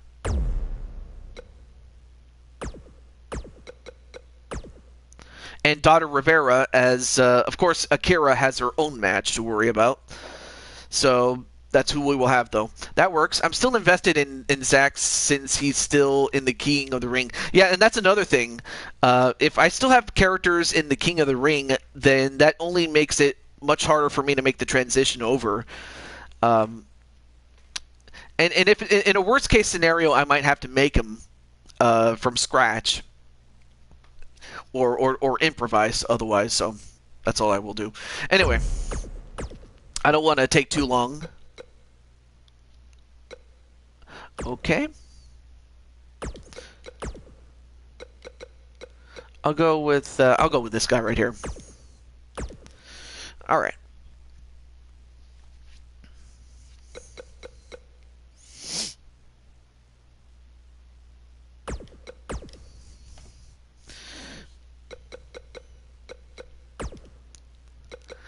All right, Extreme Rules.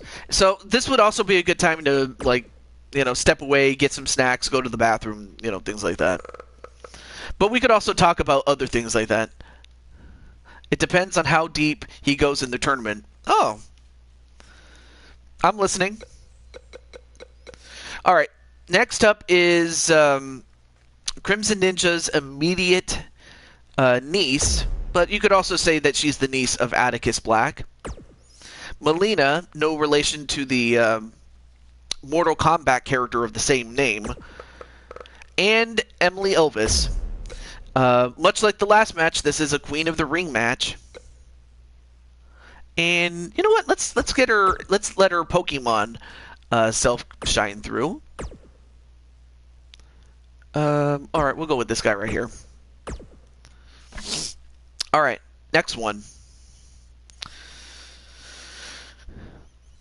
Although I have a potential. Okay, well, just so you know, since Jamar just simply resigned from your group, you still have to find one person. So here's a guy, or here's two guys that you could look at and say, maybe we can have this guy or the other as part of your group. Now this one is just a simple normal match. That's all it is. And it features Dragonheart. And we'll let him take the mask off and show off the face paint. And Dallas, aka Winter Vegetable, and we'll go with this guy. And also, this match is for Dallas's wait, where is it? The IWGP Junior Heavyweight Championship, held by Dallas. Okay. And then next is a one-on-one match, another one. Another Queen of the Ring match. Only this time it is contested under MMA rules.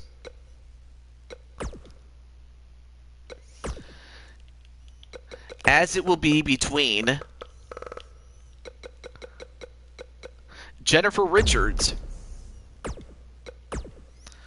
and G.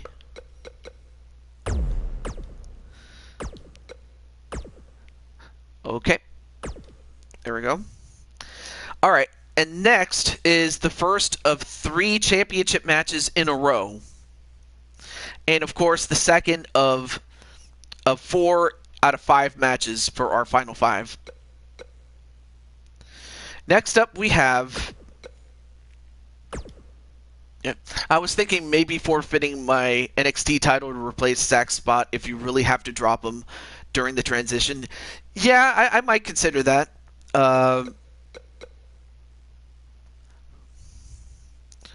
Although technically you still own it, so it's not like you lost anything yet. Anyway. Oh yeah, that's right. John and DKO in a Falls Count Anywhere match.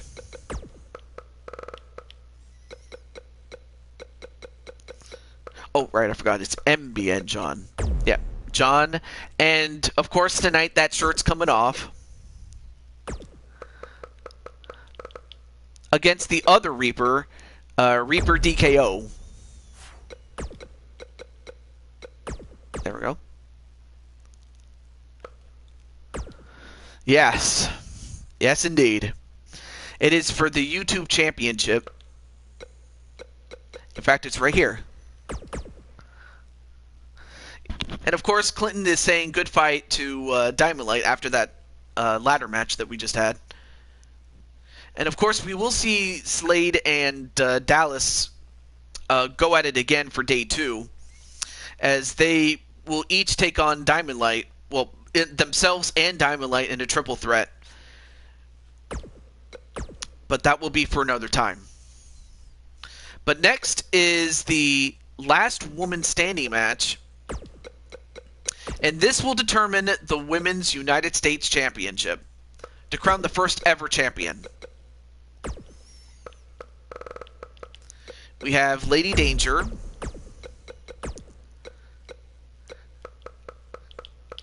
and Raven. Again, no relation to Scott Levy, as far as I know. Alright, we'll go with that guy. So here's the newly minted championship I wanted to show you guys. There it is.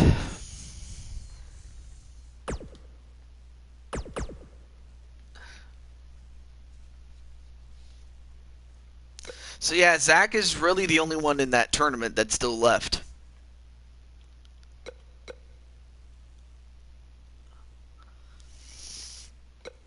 Wait.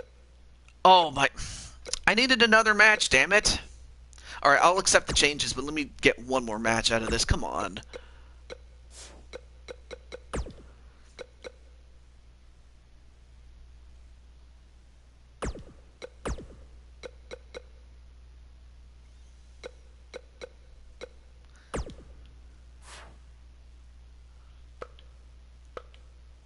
Okay, cool. Finally, I got my match slot again. Well, one thing they did take out, which kind of is bad, but on the other hand, it's kind of good because I don't have to worry about, promo fights. Although I know that Wally does like those, but unfortunately they did take them out. And finally, the main event. Our main event is for the Tag Team Championships of the World. And it is an Iron Man tables match, and it is exactly what you would think it is. To score a point is to put your opponent through a table, and basically whichever team puts members of the other team through the most tables is the winner at the end of... Yeah. Oh, and of course, it is you, Rex. Well, you know what, Rex? Hold that thought. Hold that thought before I do anything else. Oh, right. His name is Elementor. Now, you do have a match officially at WrestleMania on day 2. So you have Elok and Elementor, the former champions. Exactly my point. And they will take on the champions, Joker and the Drum Monkey. I guess we'll go with that. This one right here. Yeah, alright. Make sure.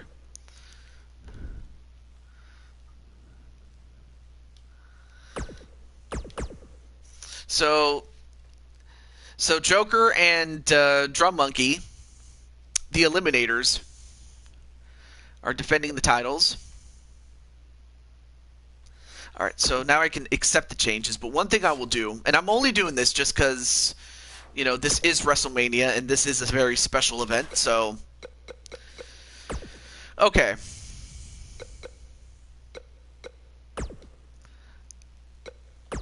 Let's go backstage a little bit, shall we? In fact, I see you, and I'm going to go after you right now. But you're not going to face off against TJ or Taju 22.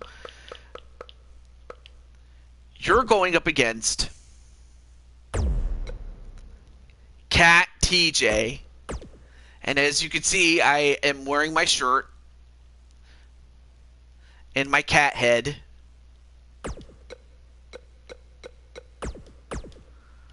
So now this cat is going to feast on Radio Rex and show once and for all that Radio Rex has reptile dysfunction.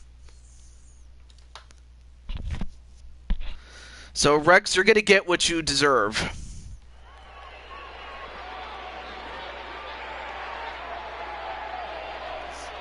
And now Rex is saying, let me tell you something, you wuss.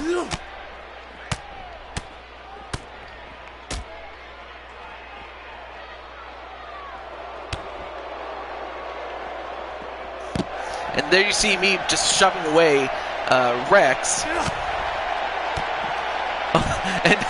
and you had to put him on timeout, though. And Rex, slammed right onto the floor by yours truly. Anyway, outside of that, any thoughts on the cat suit or my cat self?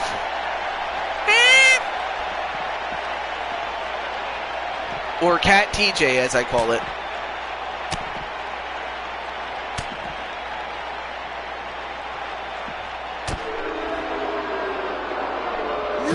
Oh!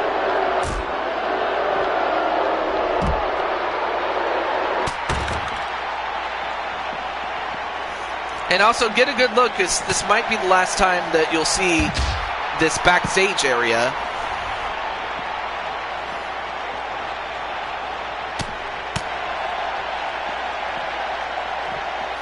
But yeah, this was an unofficial matchup that I wasn't planning, but it just happened as it happened. So there you go. Or it happened as it did, excuse me.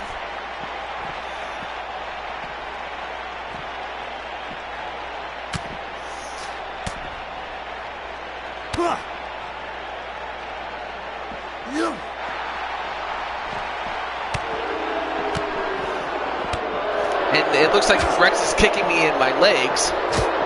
Oh! Get out of me, Rex. Meow, meow. Oh!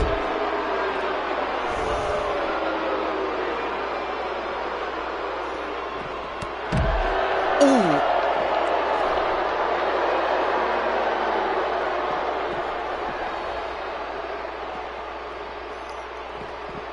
And whoa! Now, now we're going to the parking lot here.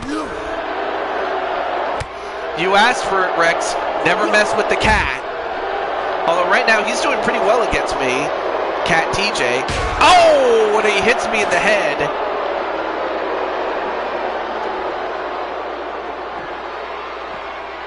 Oh!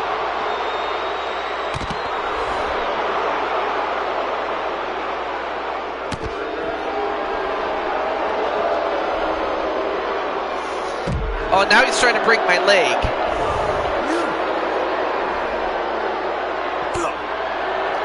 Uh-oh. No, wait a minute. He's going to go for the innuendo. No, wait. Oh, the clothesline. Oh, he almost hit the pedigree, but he calls it the innuendo. But now I'm just going to power bomb him, or pile driver. Toe driver. I want to interview Cat TJ someday. Wonder if I can find a translator.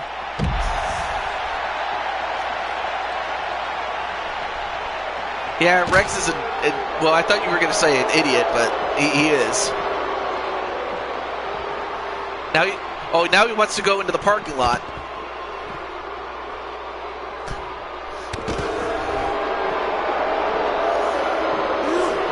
Ooh, back body drop there. Hey, Patty, what's up? Get a good look at your good friend, Cat TJ. And I just knocked out Rex. Well, that'll keep Rex quiet for the rest of the night. Meow, meow.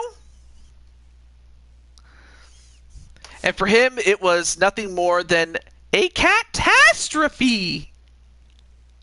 Anyway, before I have way too much fun with this, let's go back to universe mode. Oh, also, I should fix the titles for a moment there, because I know I made a mistake on a couple of them. You love cats? Awesome. All right, let me look at my titles and make sure that they are where they should be. Okay.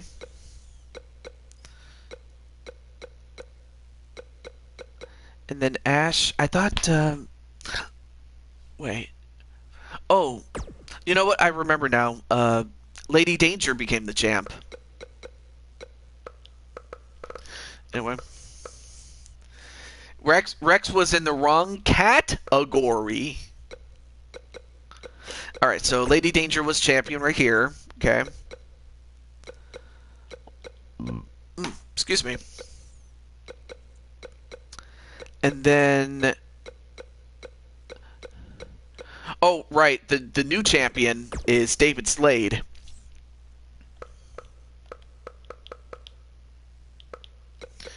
But other than that, though, those were the only changes I needed to make. So there we go. All right, now let's go back to Universe Mode to finish off the rest of WrestleMania. But yeah, it felt good to finally, not just as to June 22, anybody could beat Rex, but I wanted to prove that even Cat TJ can beat him up. I have 10 of them, and they aren't plushies. Well, I think the only cat I'm ever going to have is a plush cat. That's just me. Because as much as I like cats, I mean, I want to...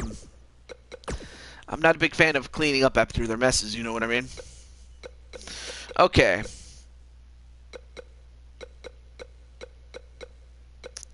Okay, where is it? Oh yeah, let me give... well, actually, never mind. I'll wait until after the show. But it's... Oh yeah, cleaning cat litter sucks. Yeah, it does at times. Oh yeah, Lady Danger is the champion here, so let me at least give her the title just so she can hold it. I have a fur cow.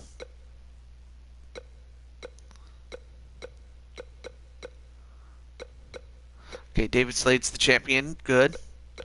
Oh yeah, let me give the championship to DKO since he is the champ. Or Reaper. Sorry for the slight delay. I just wanted to make sure I got the titles where they should be. And any other titles I'm forgetting? Oh yeah, the IWGP Championship. What am I doing? I got to give that to Dallas.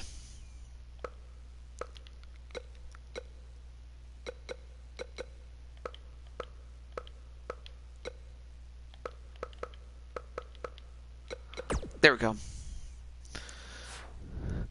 Blaze, you scoop cat litter, not suck it. Yeah, that's true. Oh, although I think, oh, that was a joke. Never mind. What am I doing? All right, let me double check just to make sure that the championships are on the line, and that's what they need to be. All right, let me edit this. Dragonheart. Dallas. For the championship. Yep.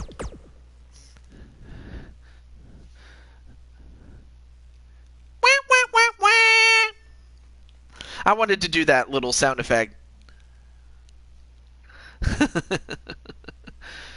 Okay. Let me make sure. Alright, and then make sure that DKO defends the title. And once again, that shirt's coming off.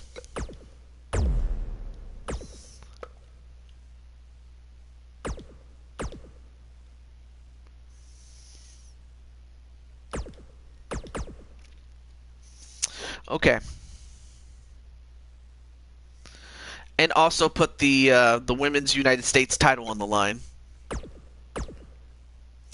And then after that, we should be done.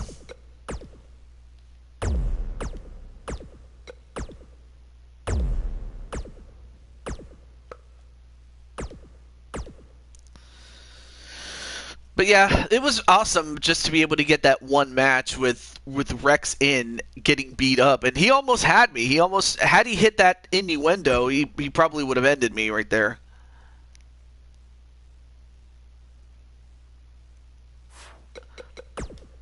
Good thing I did not click that. There we go.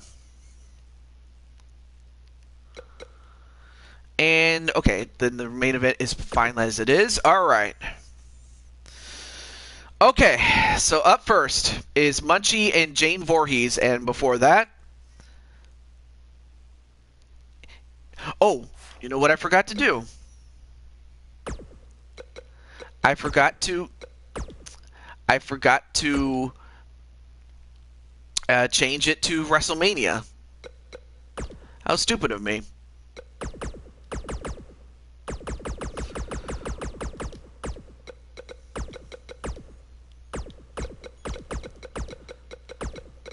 Again, I didn't really have much time to prepare given the fact that I was at work and also still getting a lot ready for 2K22, so that's on me. I'll keep everything else, but I'll just change the arena to WrestleMania, but other than that, everything else is good. Okay. That's all we needed to do.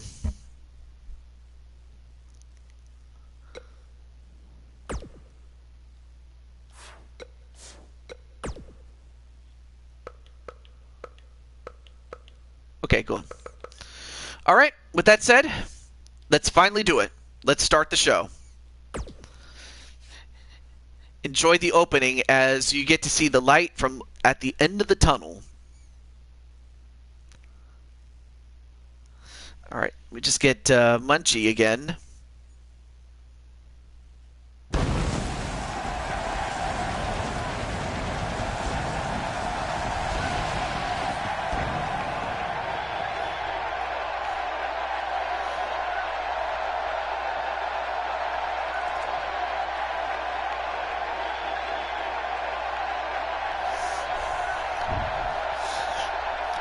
So yeah, we have a new entertainment complex to hold WrestleMania.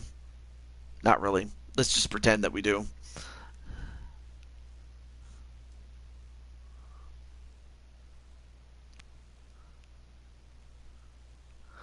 Okay, let's get it started.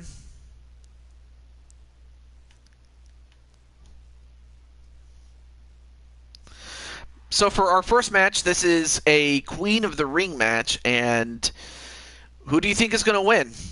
Will it be Munchie, or will it be Jane Voorhees? Now, these are two big women, and big in different reasons. Jane is, though a heavyweight, is tall, but Munchie is short, but has the weight advantage, so, yeah. The immovable object against the irresistible force. Or, sorry, other way around, but you know what I mean.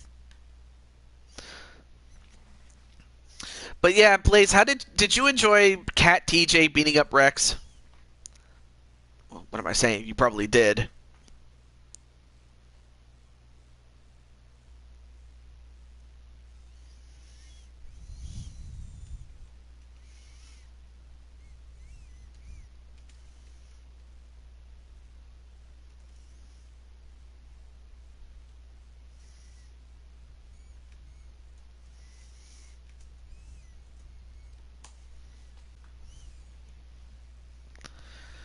All right, just warming up little bit, ladies and gentlemen, and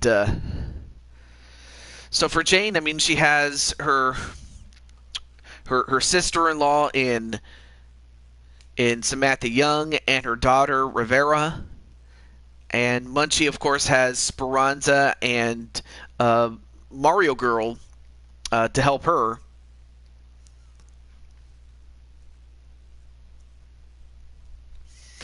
And then, oh yeah, and as for Patty, I may as well mention this to Patty before I forget, is that Patty, you have you, Jennifer Richards, Lissa, and Kasumi have a shot at the Four Queens Championships at day 3 of 3 at WrestleMania. Always fun to see Rex get beat up, of course. Kind of a low-hanging fruit type of question, but it is what it is. But on we go.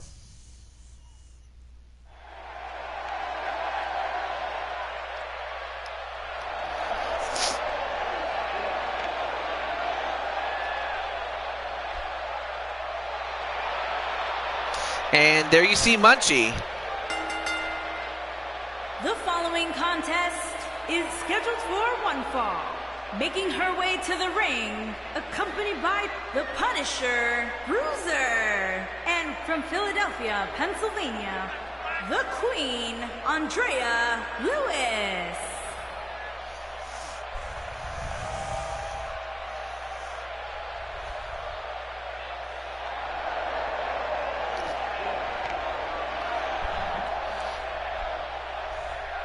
So Munchie,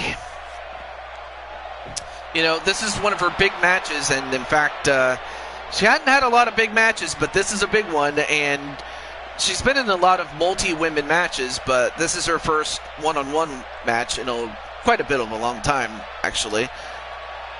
But she's going up against a former 3-time Blue Toad Wrestling champion herself, and one who has main evented WrestleMania before, Jane Voorhees.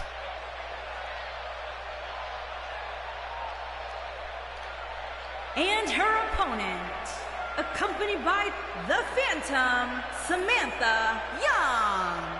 And representing the Queens, from the pits of hell, the Queen, Nightmare Jane.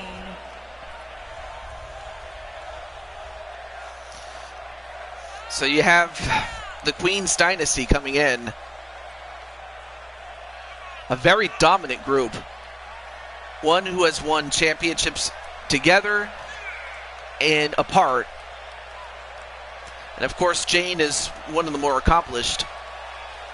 Again, having won the Blue Toad Wrestling Championship on many occasions, but also either has been the top champion in other companies or has often been featured prominently on the shows that she's been on.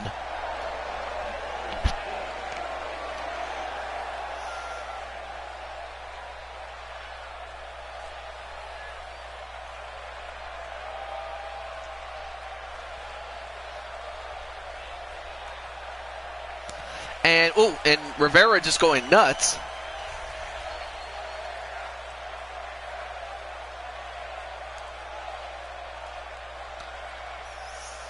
But of course Jane is in control, and usually that's a bad thing. When Jane is focused and is set to do something and she has her mind set to it, not very many people can stop her.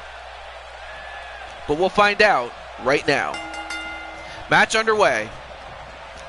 And already using that power to good use and slamming Munchie and also kicking down Munchie.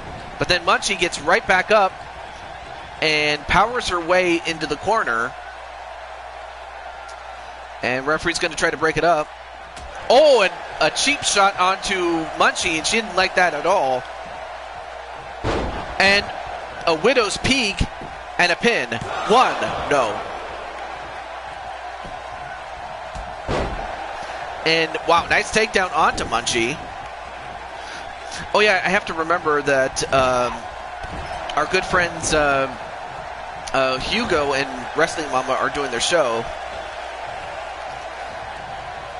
And as a matter of fact, that's exactly what they're doing.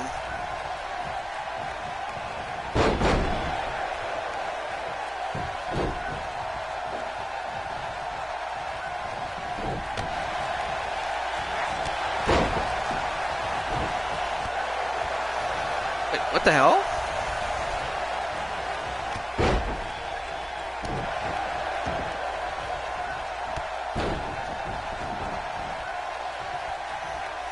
Anyway, I'm just looking at one of my favorite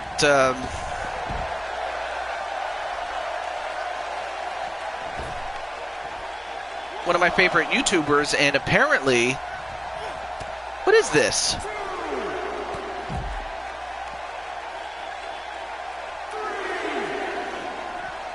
I'll have to find out what happened there. Sorry, I was just a little distracted as to what happened there. Anyway, back to the match.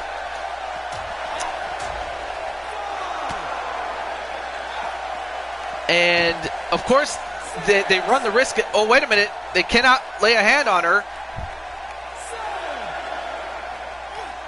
And a body slam right onto the floor, a power slam rather. But Munchie's still trying to fight back. All right, now both women back inside the ring. And a major slam again onto Munchie. Guys, I apologize. I was distracted by something else. And I'll get back to that in a moment. Hey, what's up, Feck?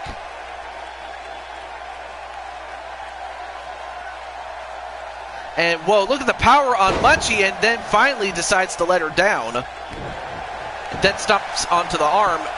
And for Munchie, a victory over, Jane Voorhees is huge, because anytime you get a win over Jane in a one-on-one match, I mean, that says a lot, and that just says that you have arrived. So a victory over Jane would be everything, really. Hey, what's up, MSW? Anyway, nice counter there by Munchie, and Munchie gonna go for the big elbows. And a big one at the end. Now pulls her away from the ropes. And, ooh, big punch right to the side of the face, and is that enough to beat her? 1, 2, 3, and wow! Munchie did it! I did say that a victory over Jane would do wonders for her, but wow! That's incredible! I mean, Munchie, once she got on top with those elbows and finished the job, wow. Oh, and here's that big punch that really put her out. I mean, Jane just got the lights turned out. Or rather, it just turned the lights on, as she's a dark being, but here is your even winner, so. the Queen, Andrea Lewis. Deidre Lewis, Munchie, big victory over a former Blue Toad Wrestling champion. Incredible. But yeah, it's great to see you, Miles. And Feck as well. But yeah, Feck, you had a match earlier. You could look back and see what happened in it, but wow. Incredible victory.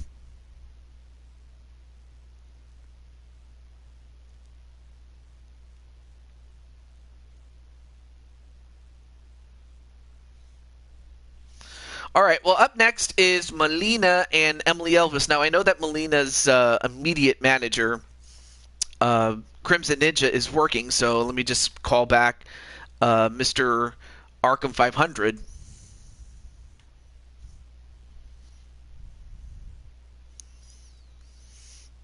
So let me just get Arcs on.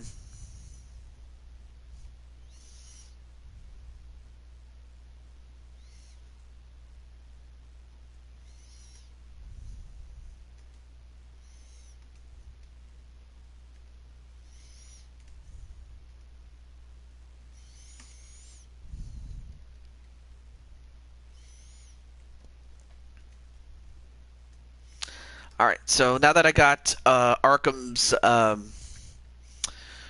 or rather Emily's owner, and her, what is it, her owner, and also the client of Arkham, I should say, Emily Elvis. But who is going to win between Malina and Emily Elvis? Well, let's find out right now. And of course, this is also for the Queen of the Ring as well.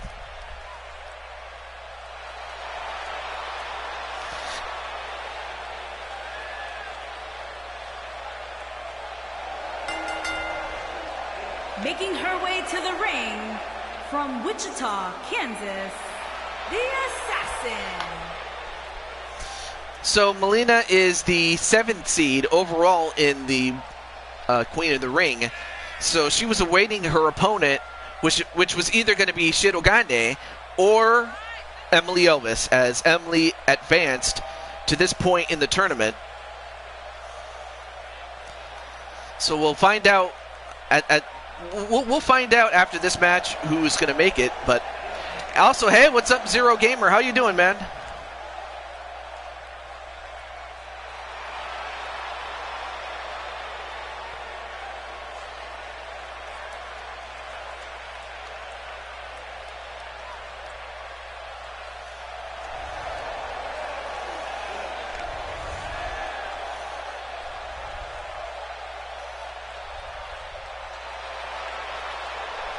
And her opponent, from Scotland, the Witch Doctor, Emily.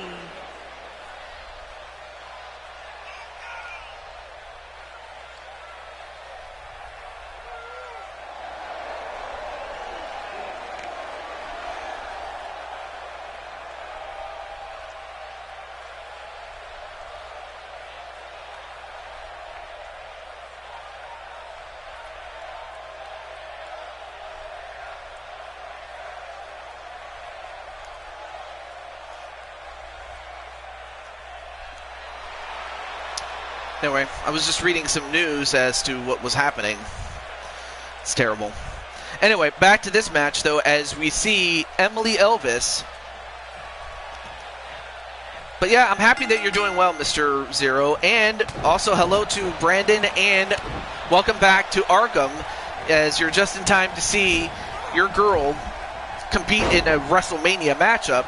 We saw last time we were at WrestleMania, she and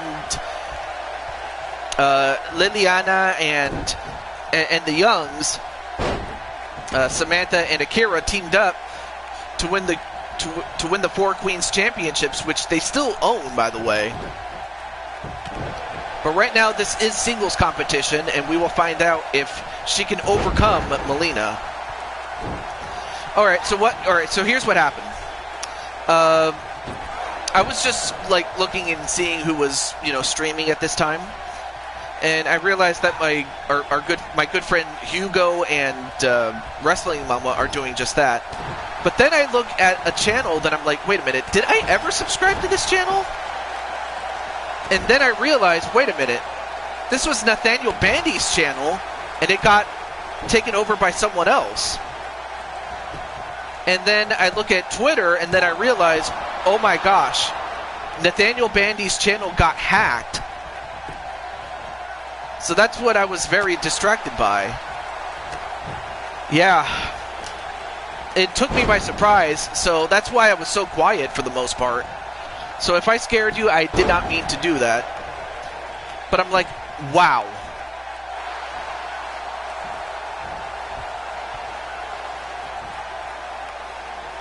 And as Malina takes back control, and now Emily Elvis, stopped right onto the bosom there. Of course, Emily Elvis herself is a former Blue Toad Wrestling champion, and a big palm strike right to the side of the head.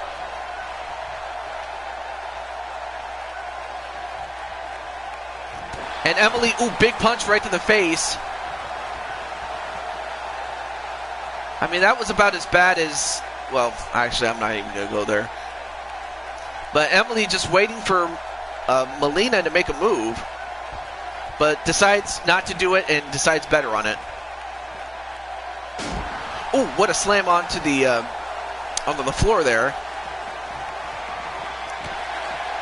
Now, this is an Extreme Rules match, so these ladies can fight outside all they want, but to win the match, you have to do it inside the ring. But yeah, I was just so surprised by the fact that Nathaniel Bandy, he still has his YouTube account, not his YouTube account, his Twitter account, and he still has that alternate channel, Nathaniel Nandy, but other than that, though, I just don't understand why anybody would, take from him. That's just so stupid, but also very wrong. As Emily now fights back, and a back suplex onto Malina. Hard to pick here. Yeah, it is very hard because you know, they're both relatively the same size, maybe a little taller on the part of Emily Elvis, but another knife edge chop, but then a back elbow onto Emily. Of course, no relation to my cousin Emily, by the way, in case John was wondering about that. They're in a Hurricane Rana.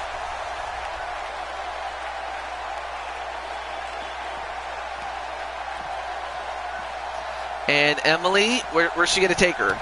Well, before she can finish it, Malina fights out of it. And a spinning kick onto the side of the head of Emily Elvis. But Emily fighting back.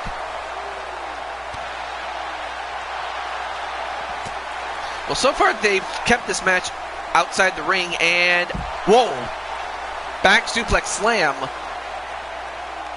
onto Emily Elvis. But yeah, that practically scared the shit out of me. I mean, I just hope that Nathaniel can get his stuff back. You know, it would just be an absolute travesty for him to lose all that stuff that he had from the time he started all the way up to the day that it happened.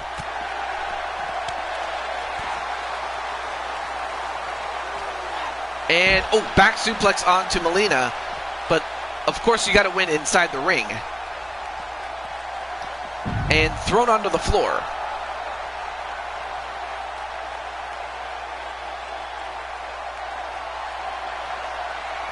Oh, but Malina playing possum a little bit. And has her in the electric chair drop. Wait a minute. A one-winged angel. But she's got to get her in the ring, though. And in the meantime, now looking underneath the ring. Oh, now we have some ladder. Decides to drop it for a moment. And that hesitation might have given Emily enough time to recuperate. Now back in the ring. Back elbow. And a powerbomb into a pinfall. 1, 2, no. But now turns into a Boston Crab. Emily. Oh, Emily got out. And she does the smart thing by rolling out of the ring.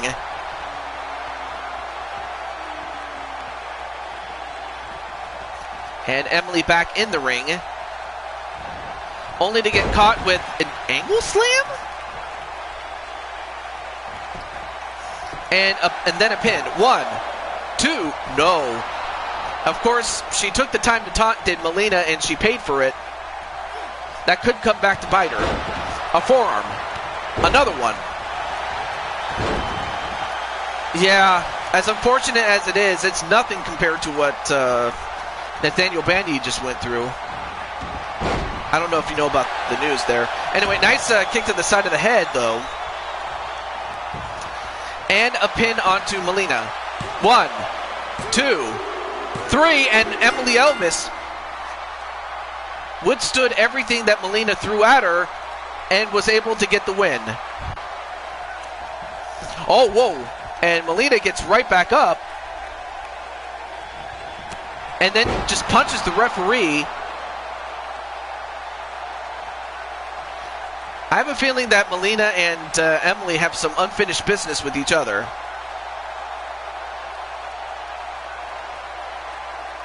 But Emily gets the nod and will move on to round 3 of the Queen of the Ring tournament.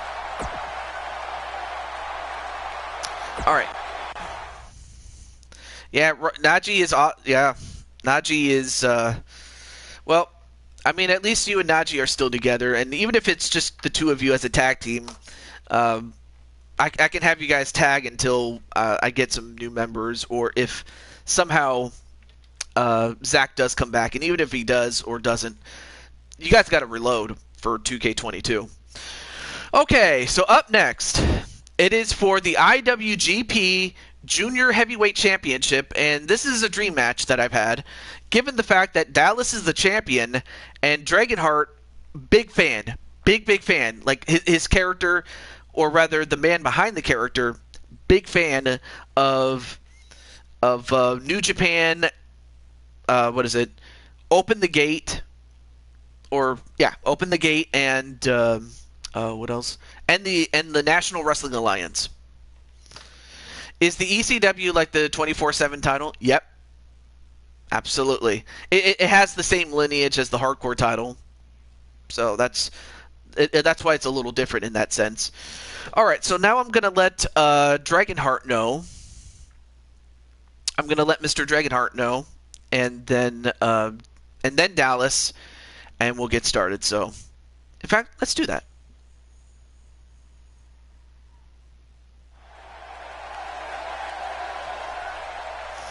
And Patty's naturally going to go for Dragonheart to win this. The following contest is scheduled for one fall and is for the International Wrestling Grand Prix is it because Junior Jamar quit on you guys? Championship. That makes Clinton sad, comparing the great ECW Championship to a copper clock. Well, at least I'm referring to the ECW version of it, not the OG version. I would not disrespect it that way. More like the way he quit. Yeah. Oh yeah, let me let Mr. Dragonheart know.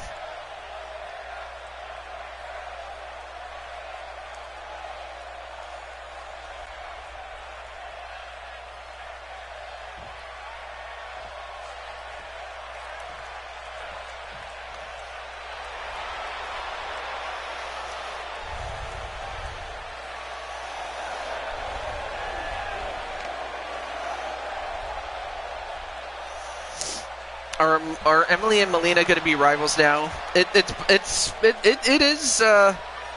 possible, yes. Now I just have to talk to Crimson Ninja if Malina's going to come back. Otherwise, you know, it then becomes a wash. And also, I mean, at the least I can just base Emily off of the trainer from Pokemon. And just base it off of that on 2K22. And then, also let me get Mr. Dallas, or Winter Vegetable as his name is. Introducing the challenger from Queens, New York, weighing in at 208 pounds, Mr. Amazing, the Dragon Heart.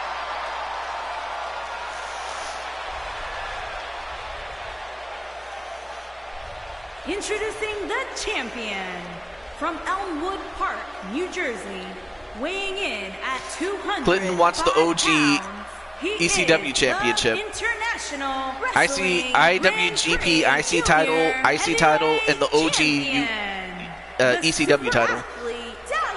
I'd rather make the calls myself and send them if that's okay. Okay, so not a problem. We'll just say that in the meantime and in between time, that Liliana and Emily are on vacation.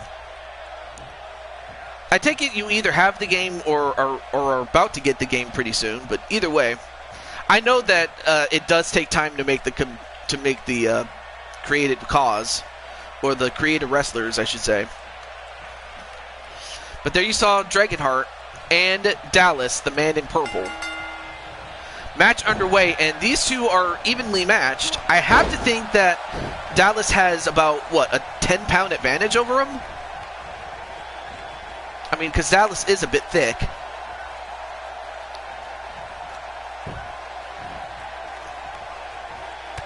Oh, good stop there onto the gut of Dallas. I mean, these are two guys that can go. And now, both men on the outside. This is a normal match, though. Oh, and of course, Dallas doing the smart thing, trying to take out the legs of Dragonheart. But then Dragonheart takes him down with a reverse DDT. Now gets back in the ring. And of course, Dallas, even though he could lose the match, but not the title, but he wants to win and prove that he's the greatest of all time. Or at least that's what he would love to do. But of course, to be the great, to be one of the greats, I mean, obviously you got to win. The first two versions of the X Division champion. Yeah, definitely. Hey, what's up, Adidra Lewis, a.k.a. Munchie? Well, first and foremost, how are you doing, sis? I always like how you call me bro, so I'm happy about that. Anyway, now picks him up and drops him headfirst onto the top rope there. But then Dragonheart comes right back. Ooh, went for a high kick, but well countered. Of course, Dallas has been doing his homework. You know, doing a lot of watching of Dragonheart's matches, whereas Dragonheart doesn't have really much on Dallas, given the fact that Dallas doesn't have nowhere near as many matches as he does. Now going for the heel hold, but Dragonheart escapes.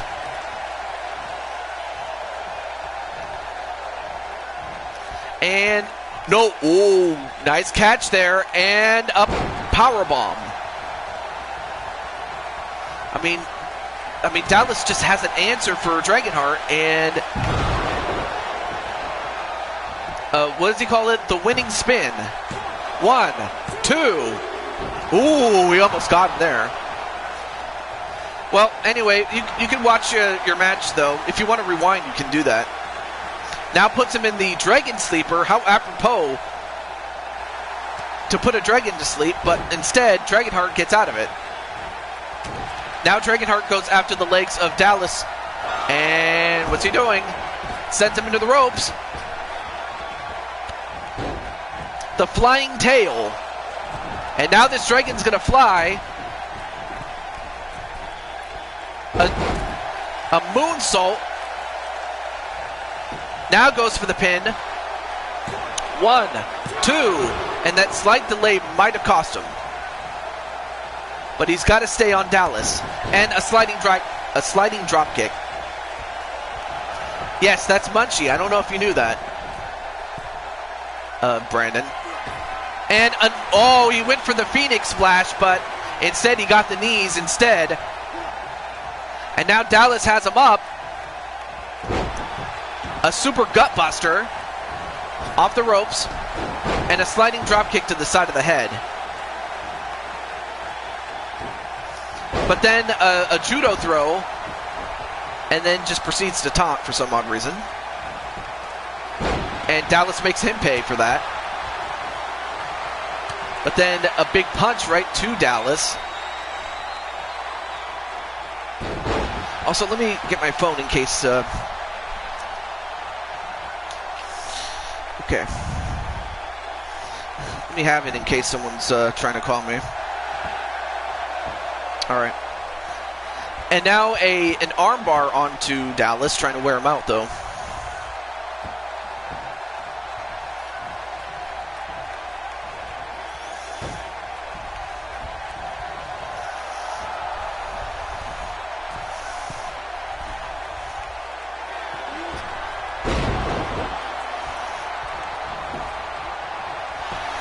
Anyway, another Phoenix Splash. 1, 2, 3, and he's got it! I was just answering a message on my phone in case someone was trying to contact me, which someone did. And while I was looking away, a Phoenix Splash, I can't talk, to Dallas, and Dragonheart has won his first major championship, or first championship period in Blue Toad Wrestling, and it is the IWGP Junior Heavyweight Championship. And Dallas, of course, has one more match to go, and that will be for the United States Championship along with Diamond Light. Here Platinum is your Dragon winner Studios. and new International Wrestling Grand Prix Junior Heavyweight Champion, Mr. Amazing, the Dragon Heart. Thanks for interrupting me, JoJo. But for anyone that was scouting, I hope you guys were impressed by the exploits of one Dragonheart. And from one dragon to another, we have Shifty the Drunken Dragon Clown And Shifty, I might have to ask you one question, and that is, do you fancy diamonds? Not so much wearing them, but also not necessarily like diamonds as, well, yeah, do you just fancy diamonds in general? As you think about that one, it's great to have you on the show for WrestleMania as we go from one dragon to another, and that is, we have one of Dragonheart's closest friends and fellow dragon herself. Wasn't always a dragon before, but then she of course trained with her better half for a long time. Jennifer Richards, not long after that, became the dragon that you see in front of you. You love diamonds. Well, before I get back to you, Shifty, I may as well get back to the matter at hand. So we have Jennifer Richards, and she is going one-on-one with G. Now, G, of course, is the new girl, but she has competed in other companies like Ignite Pro Wrestling and her home promotion in Second City Dojo. And in the latter company, she's won just about every championship that they've ever had at some point.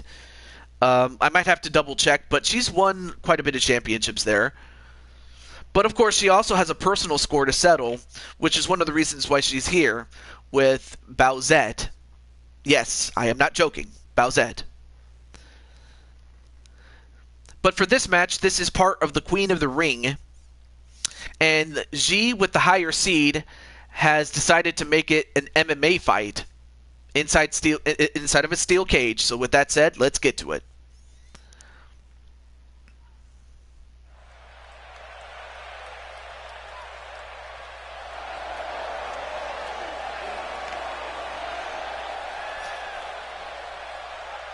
Okay. I hope Jen is... Well, since I don't have a way to... Let me see if I can get Jen. But there you see Jennifer Richards.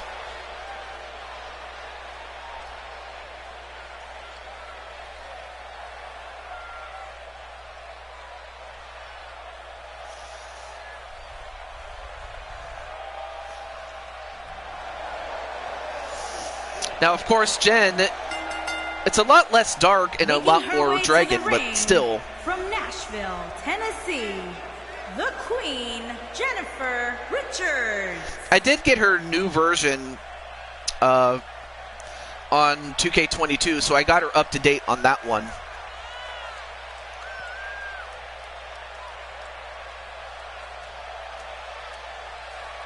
And then, of course, let me then get Mr. Samurai for another one.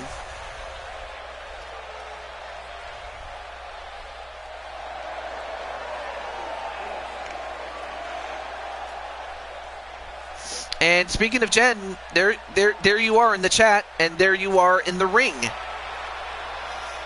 And in fact, on the right side of your leg, on your right leg, there's the logo for WNAW. Win Ninja Academy Wrestling.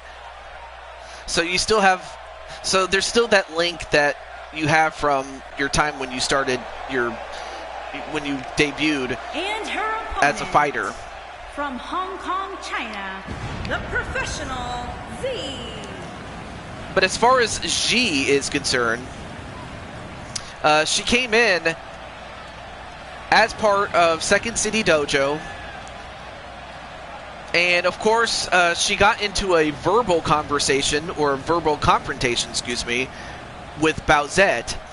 And, of course, Bowsette, wanting to challenge G to a match, would never be able to get it because, of course, for the simple fact that Bowsette was not employed by Second City Dojo, whereas Bowsette has always been here in Blue Toad Wrestling.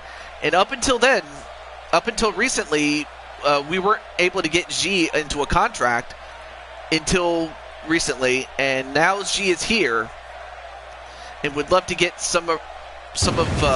would love to get her hands on Bowsette. But for now, she has to focus on Jennifer Richards. Now, to go back to Shifty, if you're still in the chat there, one of the major groups I have in Blue Toad Wrestling is the Diamond World Order, the DWO.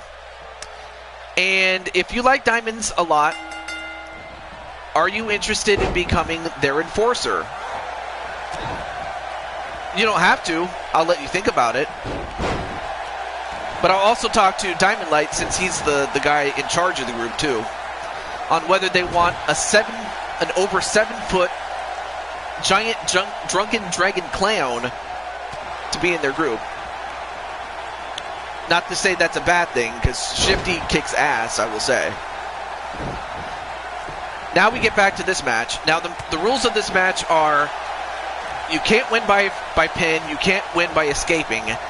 You have to win by submission or by knockout. And a dropkick onto G.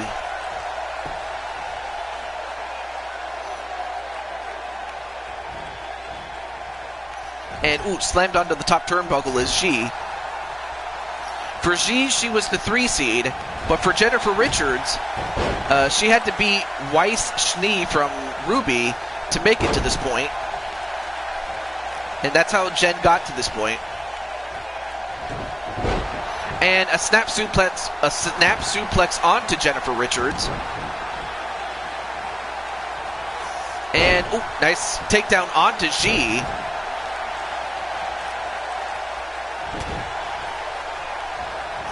And nice rollover facebuster there.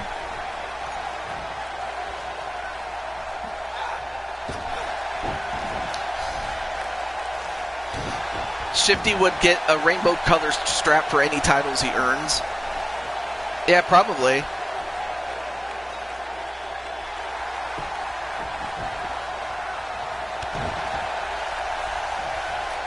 Oh, nice modified DDT on the floor. Now goes for a submission with that crossface onto G. However, G, with being the martial artist that she is, would know how to get out of that move. Then a drop kick.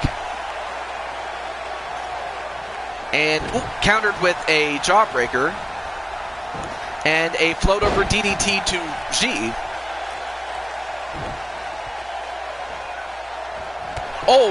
A running knee right to the side of the face, and Jen just showing us how vicious she can be. And sent right face first into that cage, and then kicks her into the stomach, and now Jen is going crazy. Look at this. And Jen, you do know that you can't escape to win, and she misses, but at least she landed on her feet. Now sent into the corner. Misses the corner splash. Then gets punched in the face, and a G-slam. I actually don't know the name of the proper name for that move, but we'll think of one.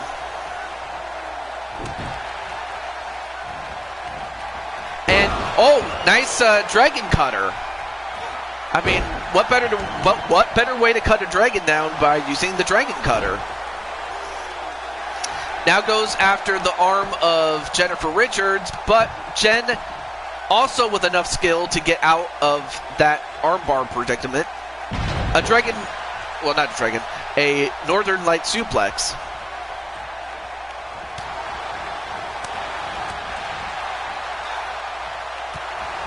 But then G comes right back. Nice couple of kicks and one right to the back of the head. But of course, G doing a lot of taunting, perhaps to her detriment, as that's helping Jen get back in the match. And now Jen gonna look to get the first fall. Off the ropes. The curb stomp. Nope, not enough for a knockout. So it's still 0-0. And a backslide powerbomb. Still nothing. And now she's going to climb up to the top. And what's G gonna do? Oh! A Super Hurricane Rana. A Dragon Rana, actually. But then Jen sweeps the leg. Now picks up G.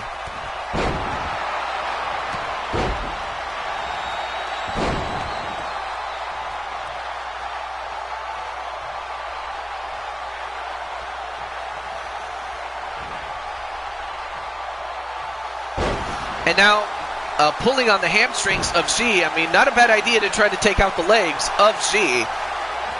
But then Jen Richards, now trying to dislocate the arm in such a way that she will not be able to fight back, but nope, she escapes, does G. And now, that was kind of a glitch there, but now, an armbar onto Jennifer Richards.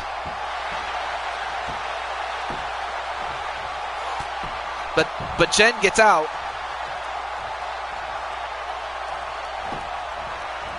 And a dragon screw, how apropos, from a dragon. Onto the top rope. And, well, she flew a little bit too far. Now Jen goes right back up, but then notices G getting right back up.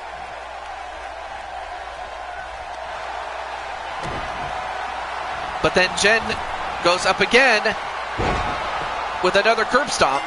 And that does constitute a knockout, so that's one for Jennifer Richards. One more point for Jennifer, and she'll win this one.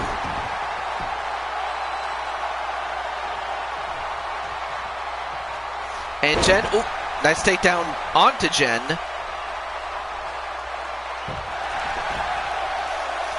And now, G gonna put the knot. Oh my gosh, look at this.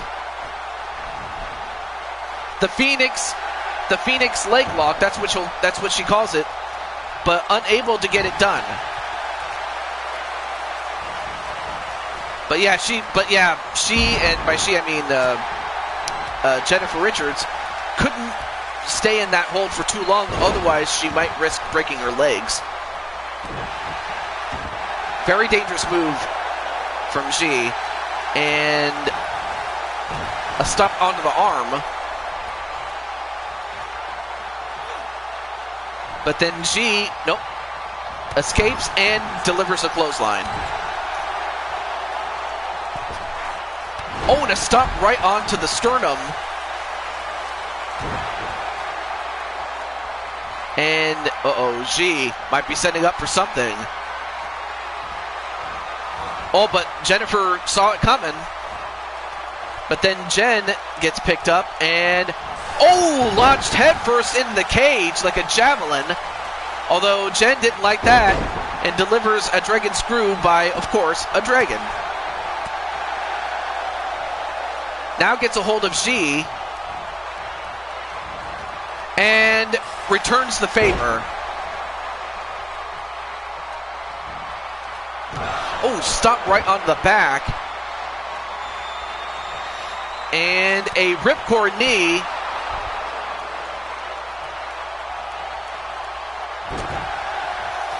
Jawbreaker to Jen. But then Jen gets a hold of her. Oh, a package neck breaker there. Or brainbuster, excuse me. And then a knee drop onto the neck, or close to the sternum.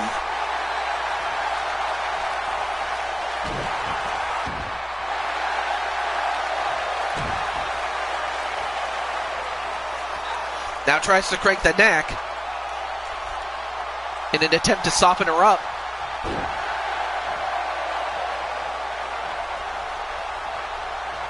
And a flatliner. Again, Jen is in the lead 1-0. She only needs just one more to win. Whoa, what a moonsault right to the back of G. And a hard whip into the corner. Sent into another. Now goes up to G. No, G got out before she got punched. And a sliced bread?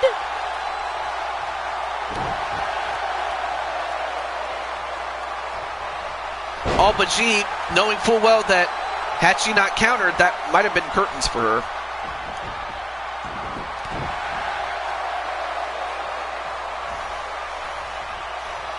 But then Jennifer, hey, Ram! Knife edge chop onto G. Picks up G and sets her up on the top turnbuckle. No. And she misses.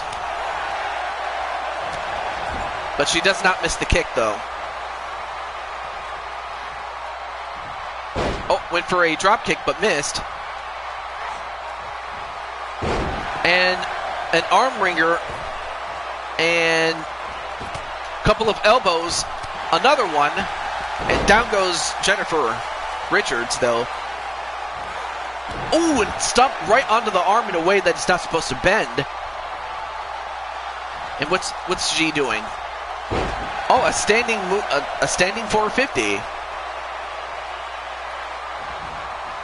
But then G goes up to the top.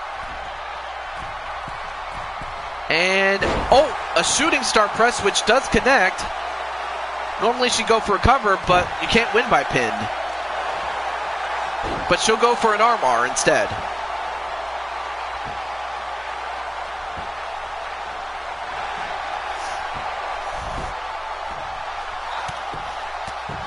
However, Jennifer still has the way to get out of that armbar. Oh, but then G gets her up. Oh, no, wait. Nice counter by Jennifer. No, wait. I was wondering if you created my Aussie Bollywood wrestler. Oh, haven't done that I haven't done that yet, Ram, but I will. And a dragon cutter onto a dragon by G, and now that ties it up 1-1. Next fall wins. A tilt-a-whirl backbreaker, and now G starting to run away with it. Jennifer has to slow her down. Gets a hold of her and slammed into the cage.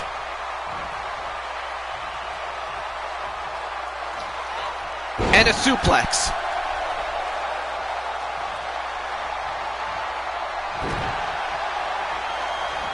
But she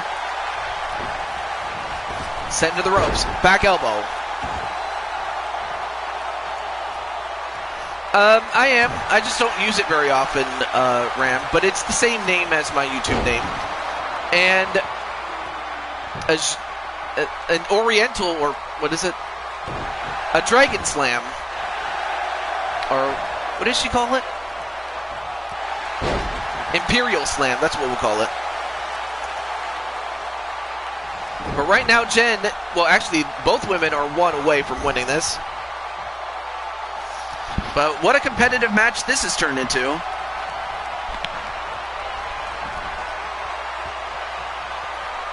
And now, wait, what's she doing? Oh, no, come on, G, don't do this, don't do this. Either she misses or she hits this one. Coast to coast onto Jennifer Richards, but she might have hurt herself just as bad.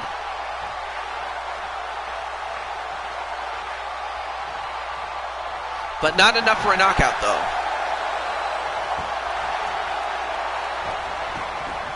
Oh, but Jen shoves her away.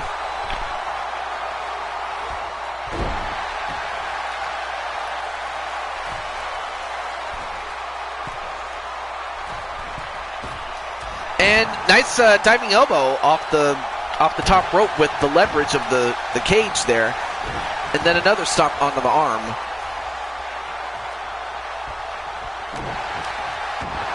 And now Jen going for a crossface. And she taps out, and Jennifer Richards moves on in the Queen of the Ring.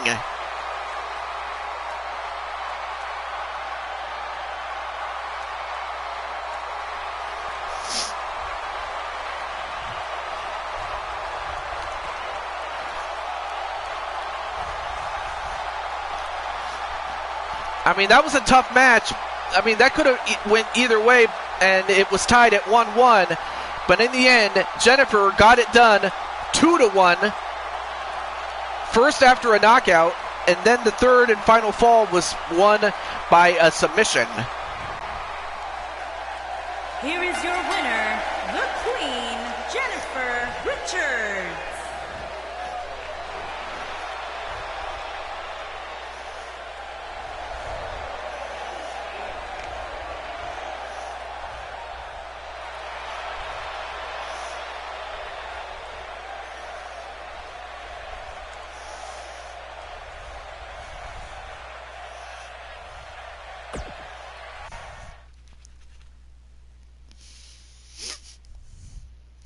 All right. Up next, it is MBN John. He's waited for this match for a while. And MBN John will go one-on-one with Mr. DKO for the YouTube Championship. And, well, I don't know if John is still in the chat. Let me get Mr. DKO at least. Okay, so he is. Okay.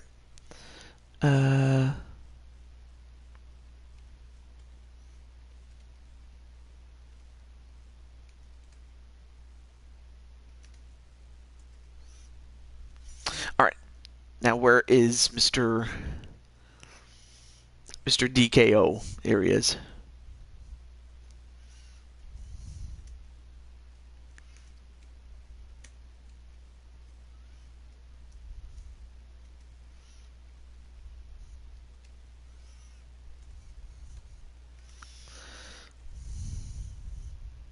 Okay, I contacted him.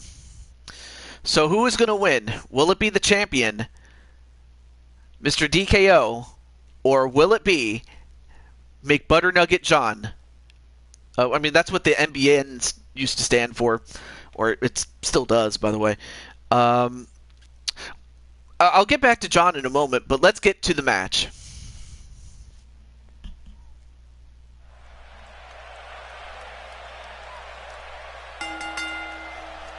The following contest is a Falls Count Anywhere match, and is for the Internet Championship.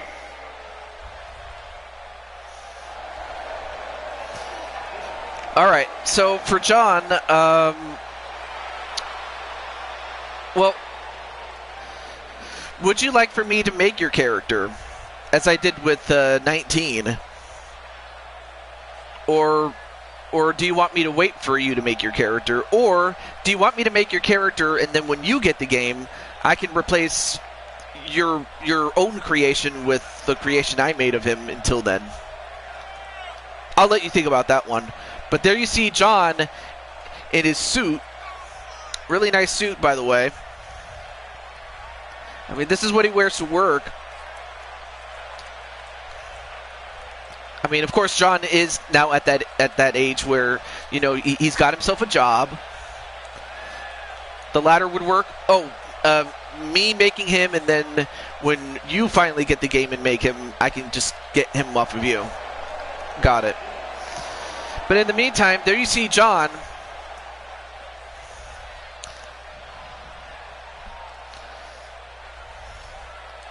And of course, like I said, he's never lacked for championships, but in his own words, that shirt's coming off. And there is the YouTube champion, YouTube champion and the championship by Mr. DKO.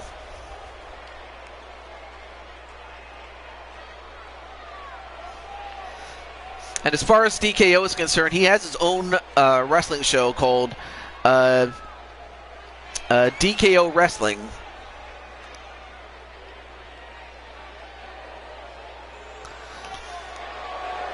Now, when I first met him, I was under the impression that DKO stood for Donkey Kong's Outstanding Wrestling. But I was wrong, obviously. And of course, there you see him flexing the guns.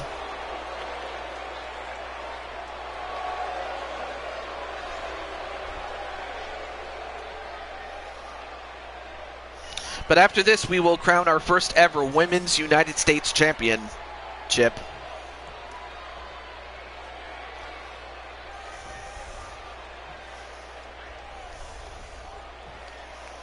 Making his way to the ring from Cherry Hill, New Jersey, weighing in at 230 pounds, MBN John. And of course, MBN John, much like his real-life self, he takes really good care of himself. Introducing the champion from Memphis, Tennessee, weighing in at 225 pounds, he is the Internet Champion, the Reaper DKO.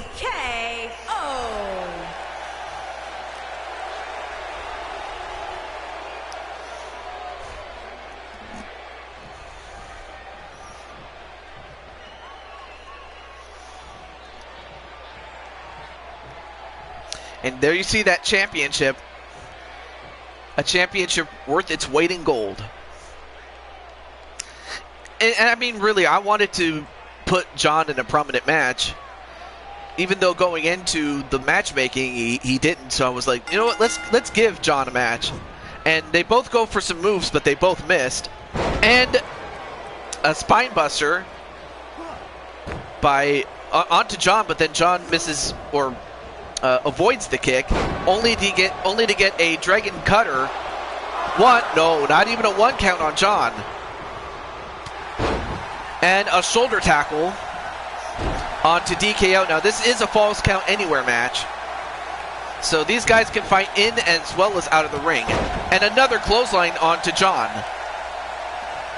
John has to realize that this is not just any opponent. You know, he's going up against a very tough opponent. And another dragon screw cutter onto John. Then a kick right to the back. Back elbow onto DKO. But DKO, I will say this, DKO early on has been able to shut down John before John can even go for a successful succession of combos, is what I was trying to say. But John manages to escape. A kick to the gut. Now gets a hold of DKO. Slams him on the top turnbuckle. And what's he doing? Sets him up in a tree of woe. And now he's going to try to choke him out. Not a bad idea to try to slow him down. And a clothesline to send him outside. Again, they can fight outside all they want. And in fact, they can end it outside. Oh, and a Faymaster onto DKO. Oh, but he's not done with him yet. But then DKO, nope, drop toe hold onto John. Then throws John right back in the ring. And John, knee lift onto DKO and an elbow drop. Now John taking the pace right to him. And a dragon screw onto DKO, and now goes for a crossface. He's going to try to end it early, but can he do it? Nope, DKO is still with enough strength to get out. And a clothesline again. Uh-oh, wait a minute. Jonathan. Oh, he's got him. Can he hook it? He's got the figure 4. He's put away a lot of men with this move. But can he do it to DKO? DKO hurt. Oh, but John lets go, feeling that he might have escaped did DKO had, DKO countered. And now, wait a minute, using the ropes. 1, 2, 3, he got it! But perfectly legal in a match like this, and John is the YouTube champion. Of course, John had to overcome the early storm from DKO. But then once he overcame that, all he had to do was try to weaken him. He was able to weaken the legs just enough. And because DKO was in such pain, and of course the extra leverage, he wasn't able to kick out or use the shoulder, as John had put enough weight on his shoulders that he couldn't kick out. And his legs were so hurt, he couldn't kick out with those. Champion, MBN John. So the leverage of the ropes made it very difficult to kick out. And Jonathan, MBN John, is the YouTube champion. I told you I had to play dirty. I'd play dirty if I had to. Well, if you knew DKO, he probably would have done the same thing. But up next, it's a last woman standing match, and it's to crown the first ever Women's United States Championship holder.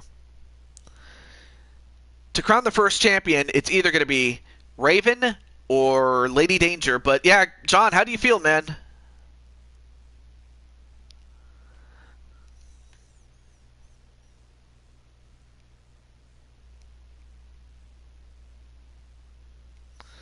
All right. Well, I already technically sent Raven another the link. So, all right. Let me see. Feels good to win on the grandest stage of them all. It does. It does.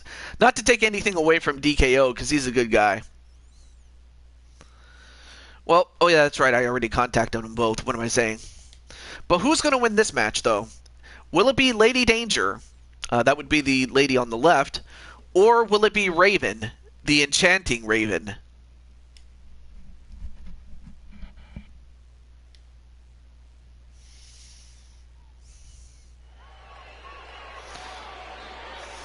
So yes, you have...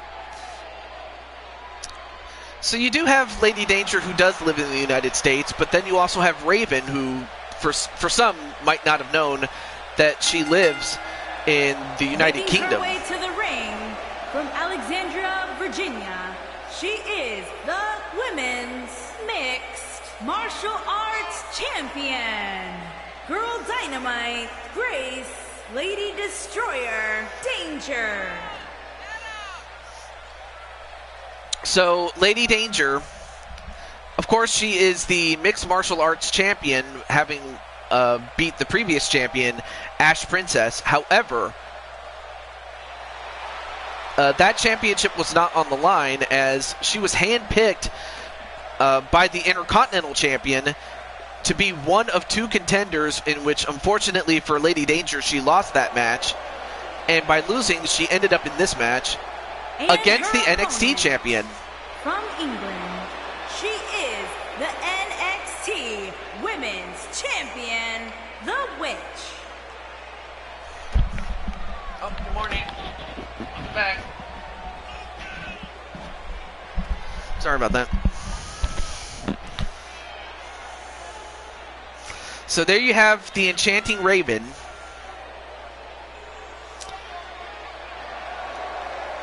So yeah, you have two champions that are already champions, but one is going to become the first ever Women's United States Champion, and I'm happy to have this belt. I just felt that this was a championship that the women were lacking in terms of championship gold. I definitely want to build a stronger women's division. You know, on top of whoever we already had going into 2K22. But yeah, as far as that championship, I did not make the title. Someone else did. But what they did, it looks great. But anyway, this is our second to last match before our main event. Back elbow. And then a knee. Of course, this is a last woman standing match. And, oh, and a rake in the eyes right to Raven. And then a kitchen sink. And, of course, Lady Danger returning the favor. And then stomping on the arm.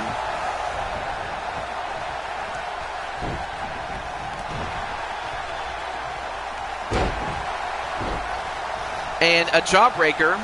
Of course, still pretty early in the match to go for a win, but... And another rake in the eyes. Man, I'll tell you one thing. These women are vicious. I mean, they may be good friends, but, you know, so much is on the line that they're willing to do just about anything, much like John did in the previous match. And then a knee, although I think that might have hurt Raven more than it did Lady Danger. And in fact, she's trying to take down Lady Danger, is Raven.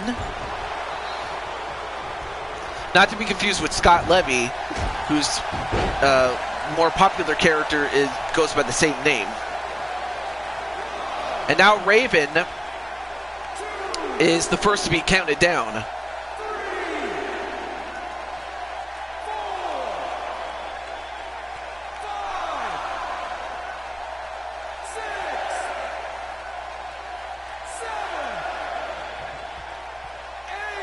And she gets up at 8. A clothesline, but barely phases her. Sends her into the corner. And Raven says, "You're going down." Knife edge chop. Now sends her in the opposite corner. A forearm, and finally Lady Danger goes down. And is counted.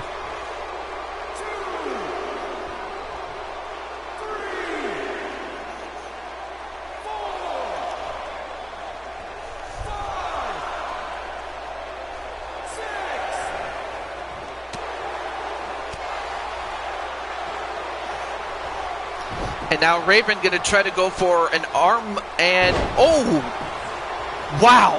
I'll tell you one thing, that would have ripped my arm out of socket if Raven had done that to me. Yep, still going for the arm, and sure, this isn't a submission match, but it will make it much difficult for Lady Danger to get back up, only to fall short of that elbow drop. Now sent outside over the top rope. And wait a minute, what's Raven doing? Oh my gosh. No way. There's no, look, wow! Look at the strength of Raven. I'm like, Raven, where did you work out? I mean, mind you, Lady Danger is not a small woman by any stretch. I mean, she's huge. And yet, where did Raven get the strength to do that? Anyways, up to 7 now. Well, attempts to get up at 8, only to get kicked in the back. Then a fireman's carry drop. Now sent into the corner. And then a forearm. And then Raven is now the one being counted.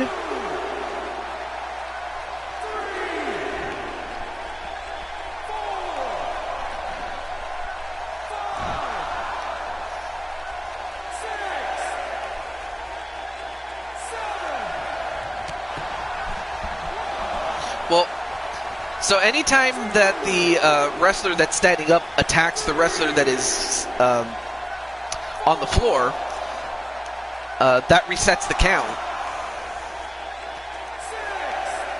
I should mention that little tidbit there. Now count is up to 7, 8, 9. Oh, got up at 9. And Raven sent shoulder first into the turnbuckle. Oh, went for a knee. But then grabbed. Oh, ended in a stalemate. And then a jawbreaker to the beak. I mean, after all, she is a bird.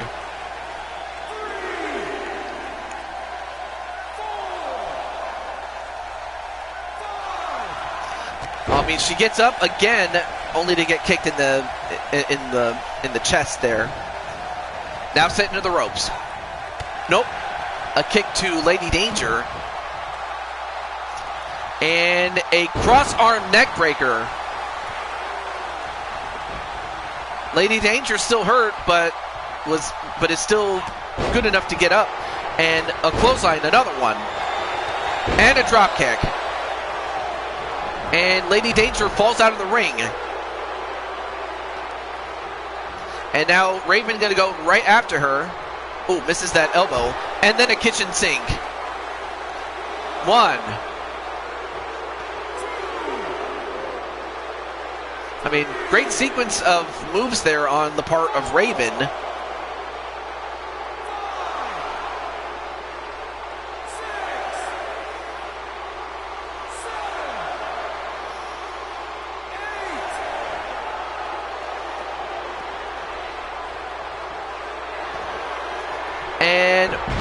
what athleticism on the part of Lady Danger.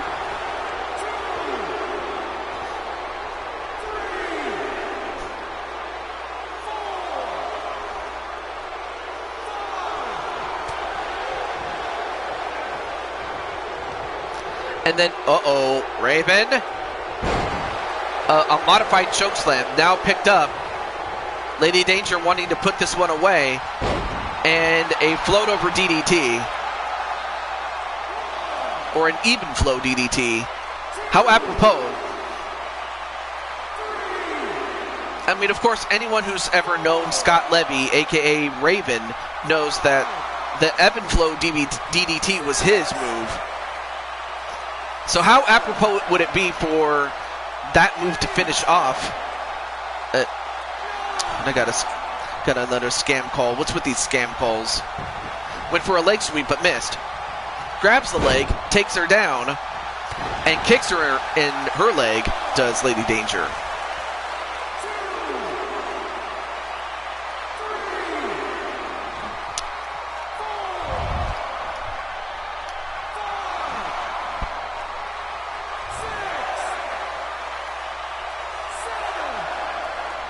All right, now Raven at the count of 8, 9, got up, only to get kicked right down again.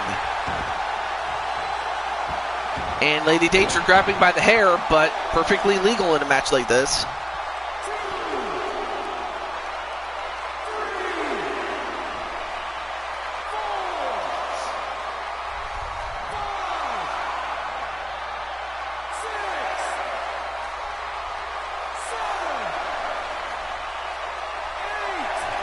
And Raven gets up at 8 and set into the corner, and a drop kick to the back, and another drop kick. Didn't quite get it flush this time around.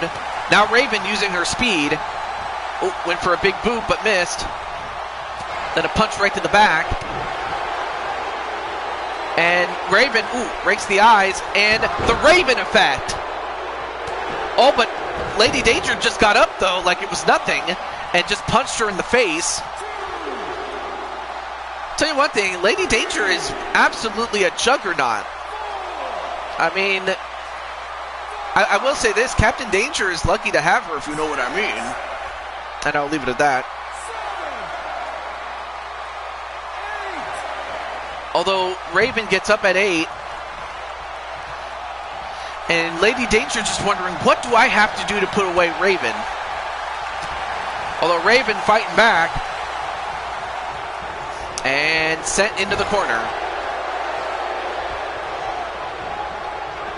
Now goes up to fly.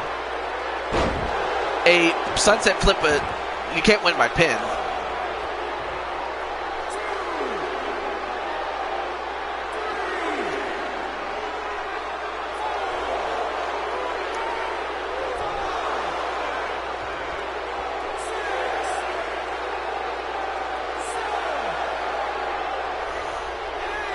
And gets up at 8, or tried to anyway. Now the count has resetted.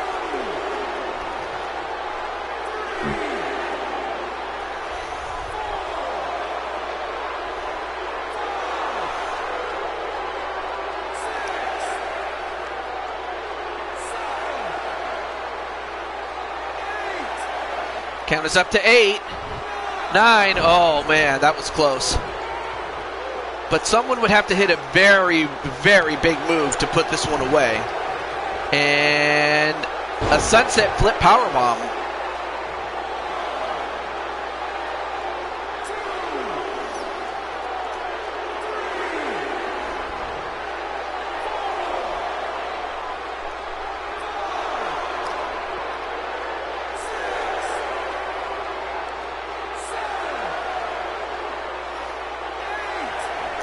Oh, and Raven just does not go down. She will not go down. Now sent into the ropes. Forearm on the Raven, and Then a leg sweep, and the insult to injury a la Alexa Bliss.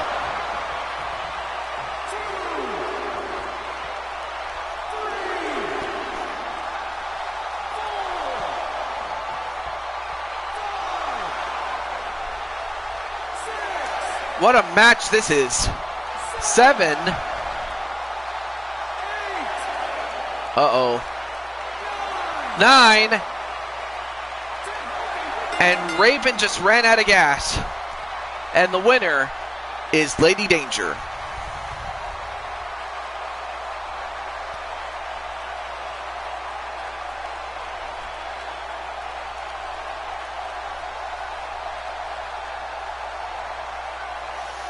And of course, there you have the Raven effect, and normally that would have put away most women, but Lady Danger is not like most women.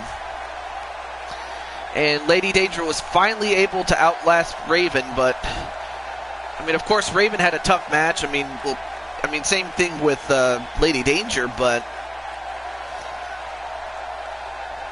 they just beat the heck out of each other, and it was Lady Danger that prevailed. Here is your winner and new Women's United States Champion, Girl Dynamite, Grace, Lady Destroyer, Danger.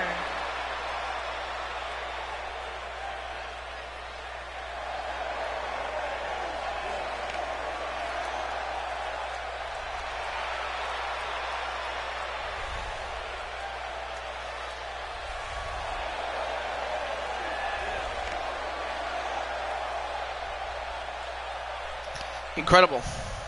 Absolutely incredible. But now it's time for our day 1 main event. So, yeah, now you know why it's 3 days, because if this one day lasted as long as it did, there you go. But up next, it is for the World Tag Team Championships. It is held by the Eliminators, Joker and Drum Monkey, as they defend against the X-Champions, Weapon X, Remnant Elementor, and Elock Oxford. And, of course, Clinton's going to go with the Monkey Joker to win. Yeah, well, I wish I could do it, but, you know, of course, as you know, I'm only human. Alright, so let me let Mr. Remnant know.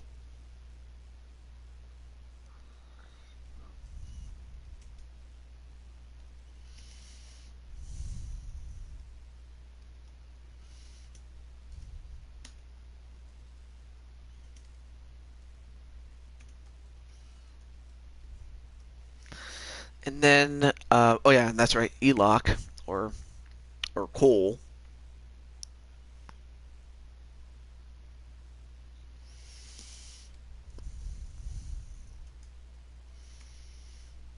But man, this has been a great show, and if day 1 is any indication, days 2 and 3 are gonna be awesome. I'm looking forward to it.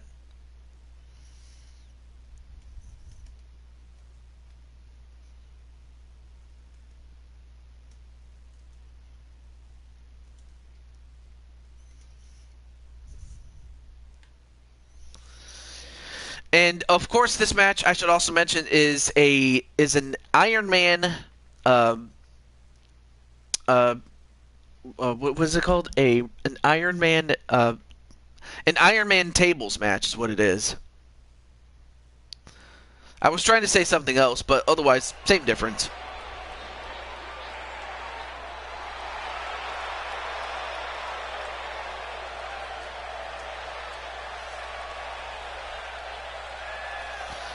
But up first are the challengers, the X-Champions, and the team known as part of Weapon X. There you see the giant mallets.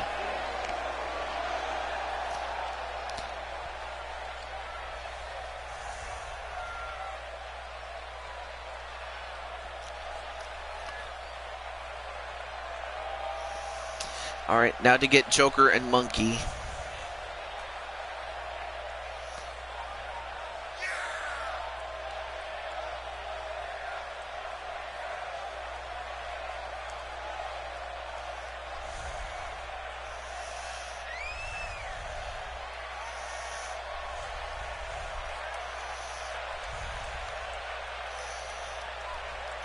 I'm going to go take a shower now. Thanks for putting me on the show, TJ. Not a problem. I'll let you know if anything else happens, but thank you for stopping by, my friend.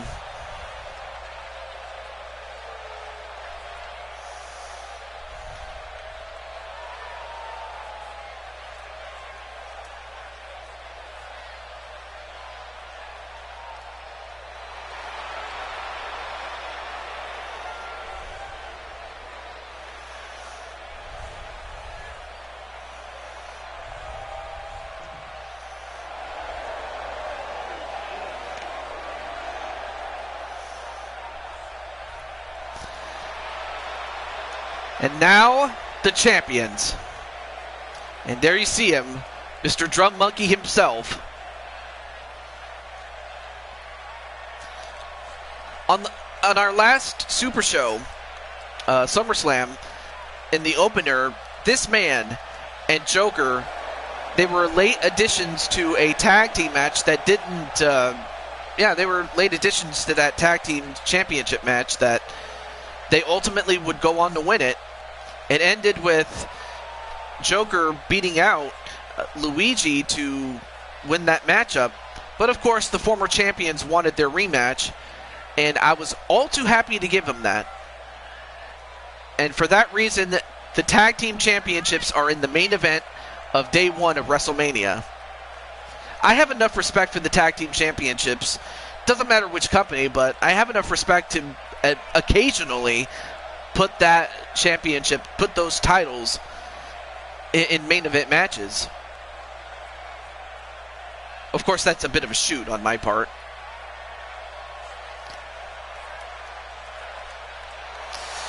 But yeah, there you see the Joker, a mountain of a man, and then you have, Drum Monkey, who is just that, is as quick as a monkey, as quick as a chimp.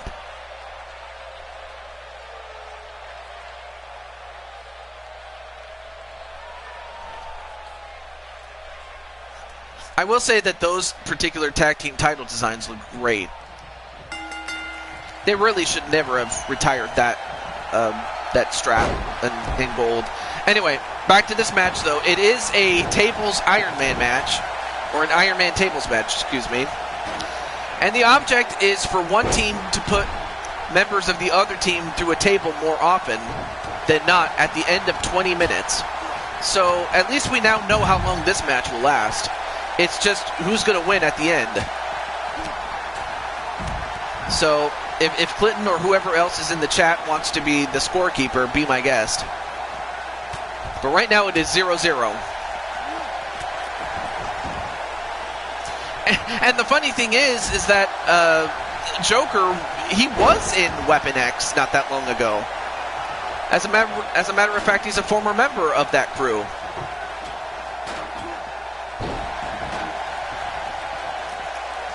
Of course, Joker wanted to form one of his own groups. And, well, down goes Joker. And then, and a kick right to the side of the gut onto Drum Monkey. And it looks like the two big men are going to fight each other, and the two smaller men will fight each other. Although, really, there's nothing small about Drum Monkey. There's nothing small about Remnant Elementor. And not to mention the fact that Remnant himself is a former Blue Toad Wrestling Champion. And, well, down goes E-Lock, and Remnant trying to fight off both men.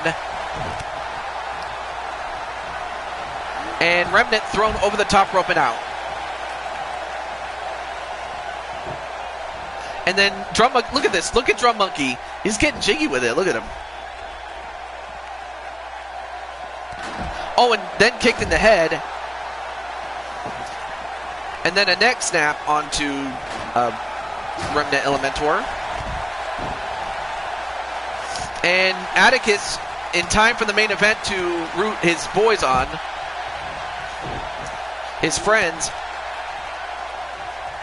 I will say this, Atticus, I mean, Weapon X, in every incarnation that they've had, whether it was the OG team of Remnant and Kyle Young, E-Lock, who later joined the group, as well as Joker, who used to be in the group, and Nightmare King, who also used to be in the group, and Leon Young, who also was in the group.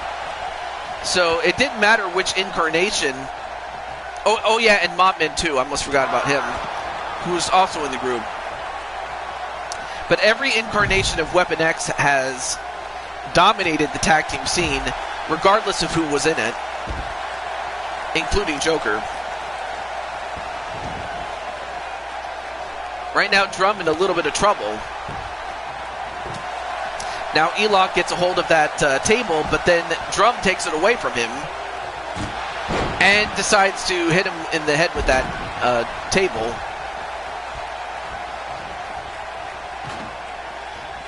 And a monkey stomp. Then gets a hold of that table. Now he's going to set him up.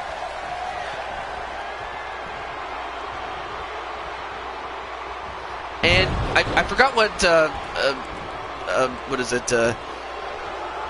Joker called that move, that vertebraker move. Not anymore. We plan on changing that.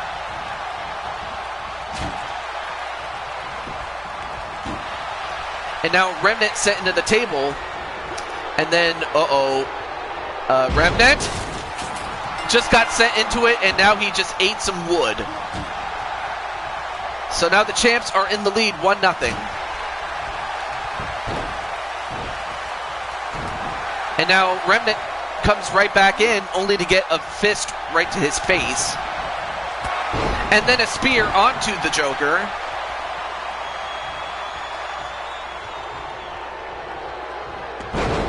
And a backslide powerbomb onto Elok. And, well, this time Drum Monkey saved his teammate from getting put through a table. And, wait a minute. Drum Monkey just also gave Elok some wood. So now the champs are up 2-0.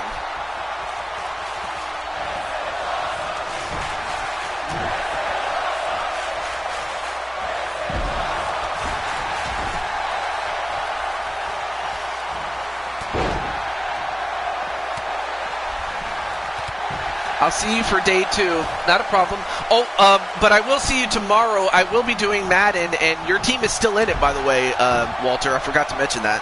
But otherwise, take good care of yourself, Wally. And besides, this was the main event anyway. But if you want to, if you have to leave, no worries, my friend. All right. So now Joker gets a hold of that table. And what's Drum gonna do? Well, whatever he was going to do, he missed. A knife edge chop.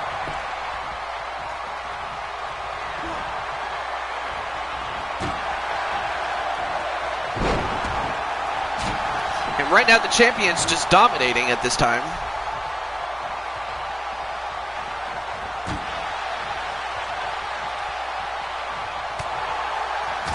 Another knife edge chop onto Remnant Elementor.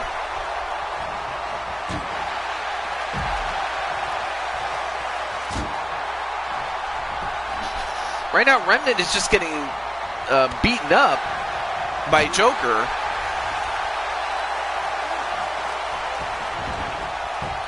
And Remnant also gets another bite of the wood. And now the champs are up 3-0.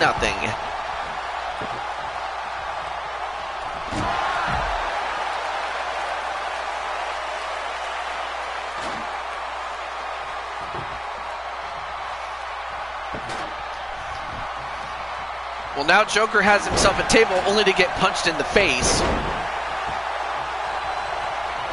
Well, right now the challengers are going to have to step up their game right now, because if they don't, all the champs have to do is just run out the clock to win.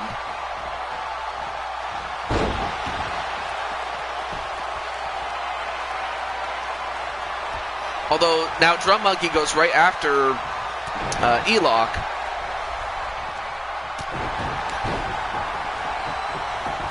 And Elok sent on the outside.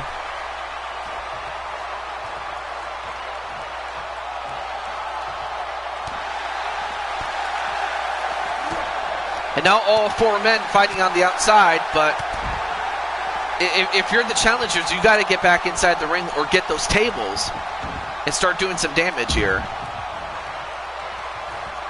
And E-Lock has been busted open, and a butterfly suplex onto Drum Monkey.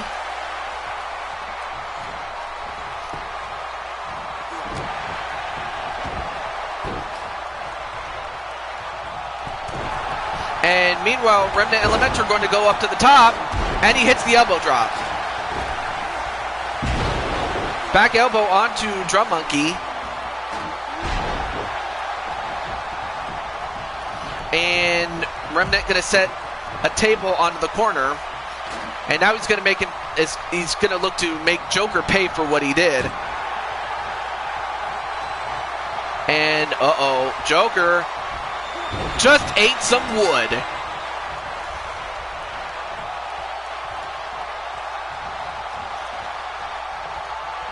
So now it's 3-1 Joker and Drum. And now Joker being double teamed.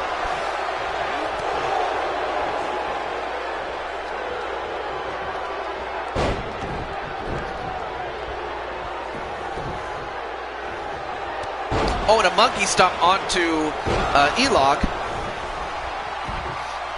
Now Monkey gets, Drum Monkey gets a hold of that table and then just throws it out, I guess. A tilt-a-whirl slam onto Remnant.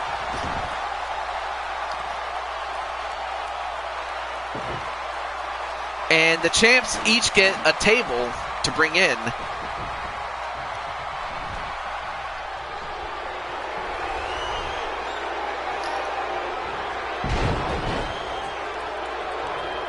And wow, what a dominant display by the champs. But the challengers, they're not quite out of it just yet, but they just have to be able to do something here. Although, wait a minute, E-Lock just gave Drum Monkey some wood as well. So at least one person, so each person has had at least one taste of the wood to this point.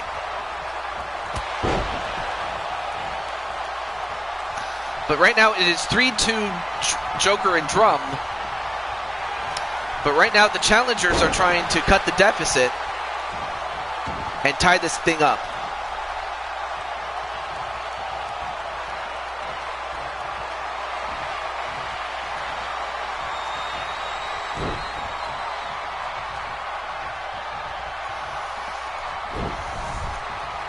And Drum is going to spin right round, baby, right round. But Joker,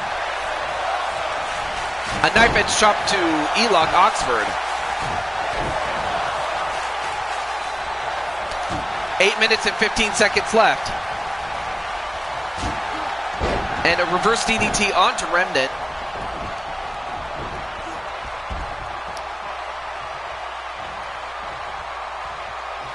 And now Drum Monkey going to the aid of his friend Joker. And before E-Lock could put Drum Monkey through a table, Joker was there to stop him. However, E-Lock trying to fight, but still outnumbered and outmanned.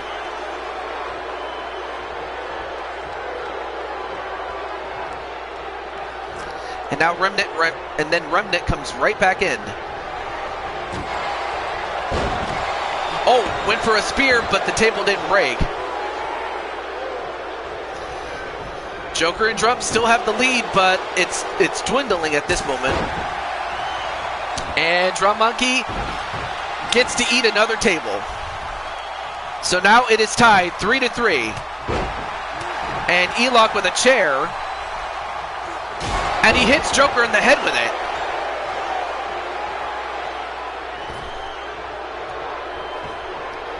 Oh, he's still got that chair. Oh, back elbow.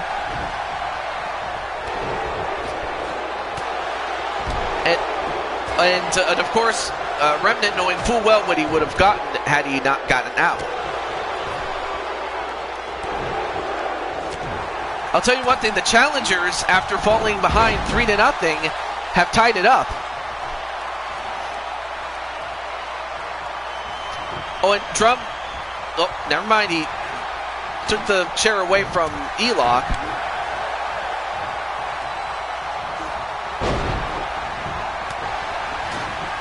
Oh, and the table just rolled out of the ring. And now it looks like both challengers are busted open. But there's 5 minutes and 50 seconds plus left to go.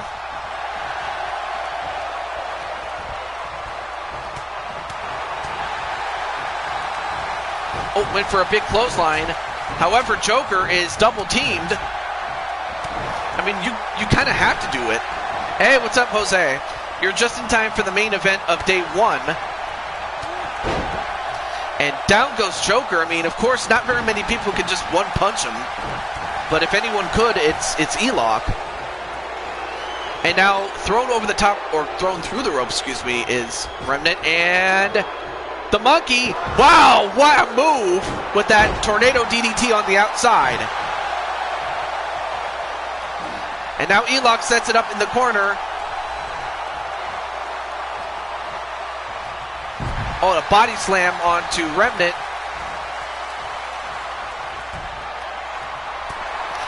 And now, wait a minute, what's E-Lock doing? Is he going to suplex him? Oh my gosh, look at the height! My God!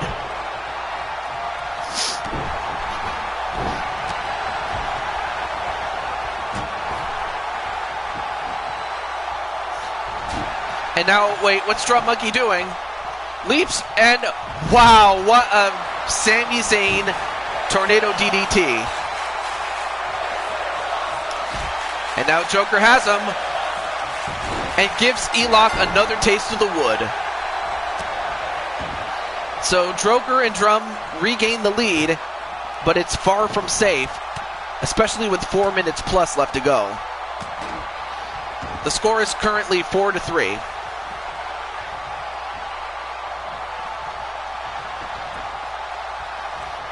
And what the hell is E-Lock doing? I mean, I guess with the loss of blood, he really wouldn't know what to do.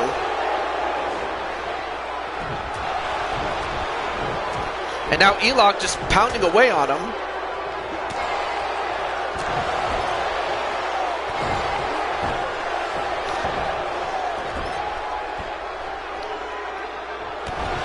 And now Drum gets a hold of that table.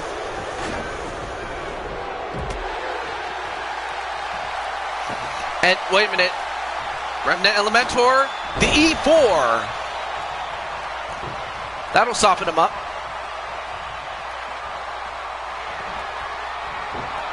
And then, well, he does hit Drum Monkey with that table. And then a chair shot to the legs and another one.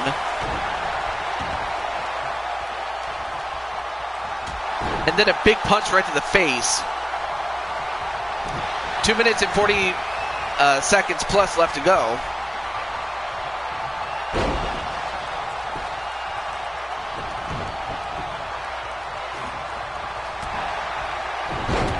And then a back suplex, and meanwhile E-Lock and Drum Monkey still fighting each other. And a couple of German suplexes to Remnant Elementor. Now sets up the table. Well, right now Remnant is not looking good, and with the fact that his team is already down by 1, and this might just put him away. No, wait! He's still in.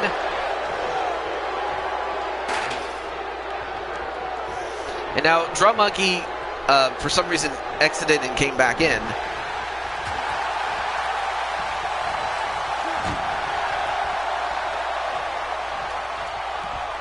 And E-Lock just in time to save his partner.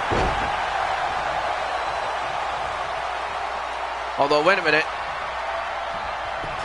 And Remnant just ate another piece of wood.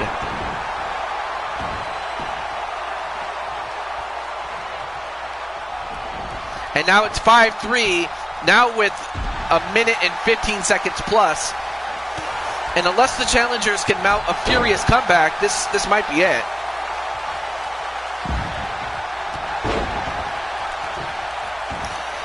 All right, well, if they're going to do it, they better do it now.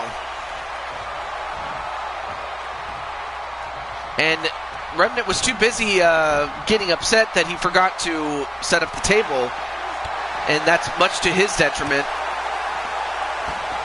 All the champs have to do is run out the clock, and it's over.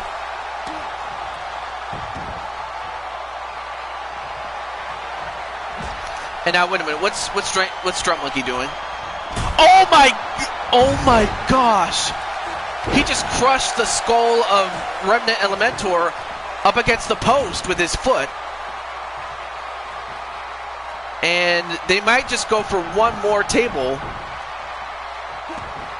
Elbow drop onto Remnant. And I'm afraid E-Lock is going to get some wood right here. Boom!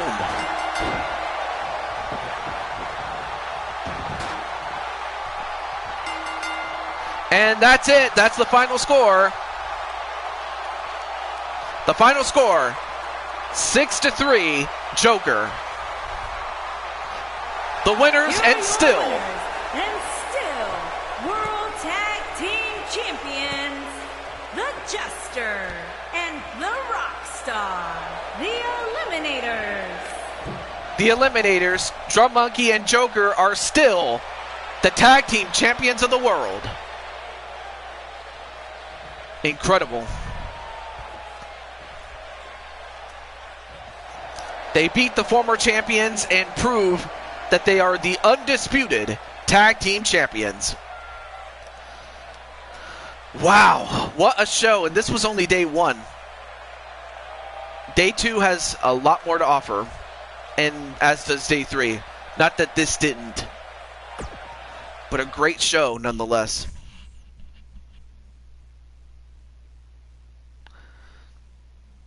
But yeah, for Chaos Reaper and for Clinton and some of the other guys that are friends with Joker and Drum, any final thoughts on their match there?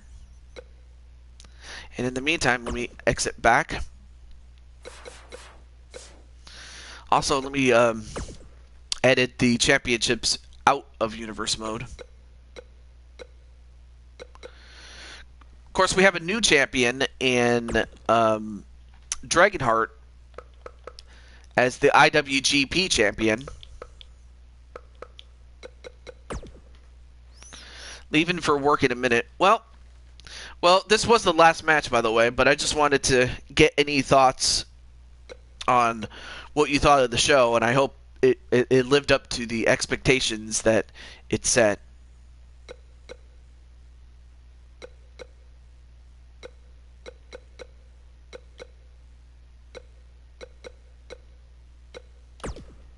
It was a great show. Awesome. And that's all I could ever ask for, really.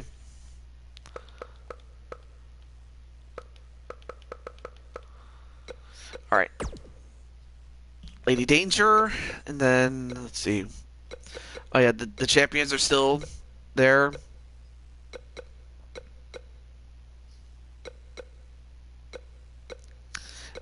Okay. Now that we've updated the championships, wow, what more could I say about that one? But I'm happy that we got that taken care of. And another reason I decided to make the show today as opposed to tomorrow had more to do with the fact that Clinton's team in Madden is still in the playoffs. So I wanted to save that for Sunday, as we have 4 games tomorrow for Madden. So for those who are still in that one, that would include the likes of the Cardinals, the Falcons, the Cowboys, Green Bay, Tampa Bay, Tennessee, San Francisco, and Kansas City. Well, hold it for as long as you can, Jose, because The odds are against you on holding it by the time by the time we get to, by the time that the main event of WrestleMania in day 3 is over. But your birthday is coming up? Oh, great. Wonderful.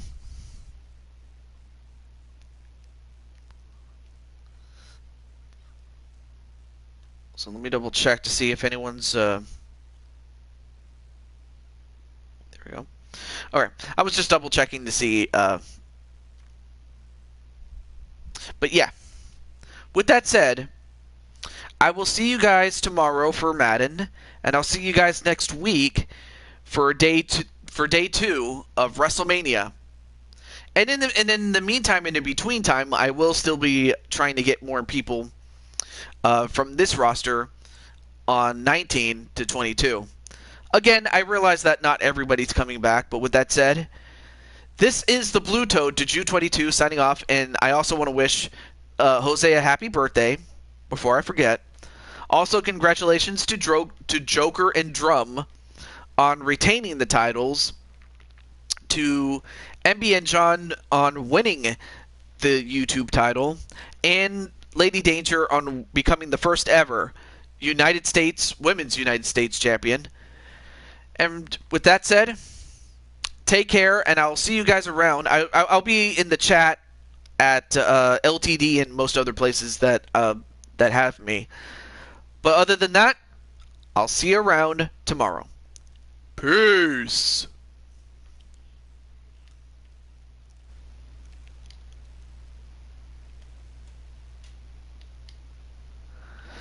God bless.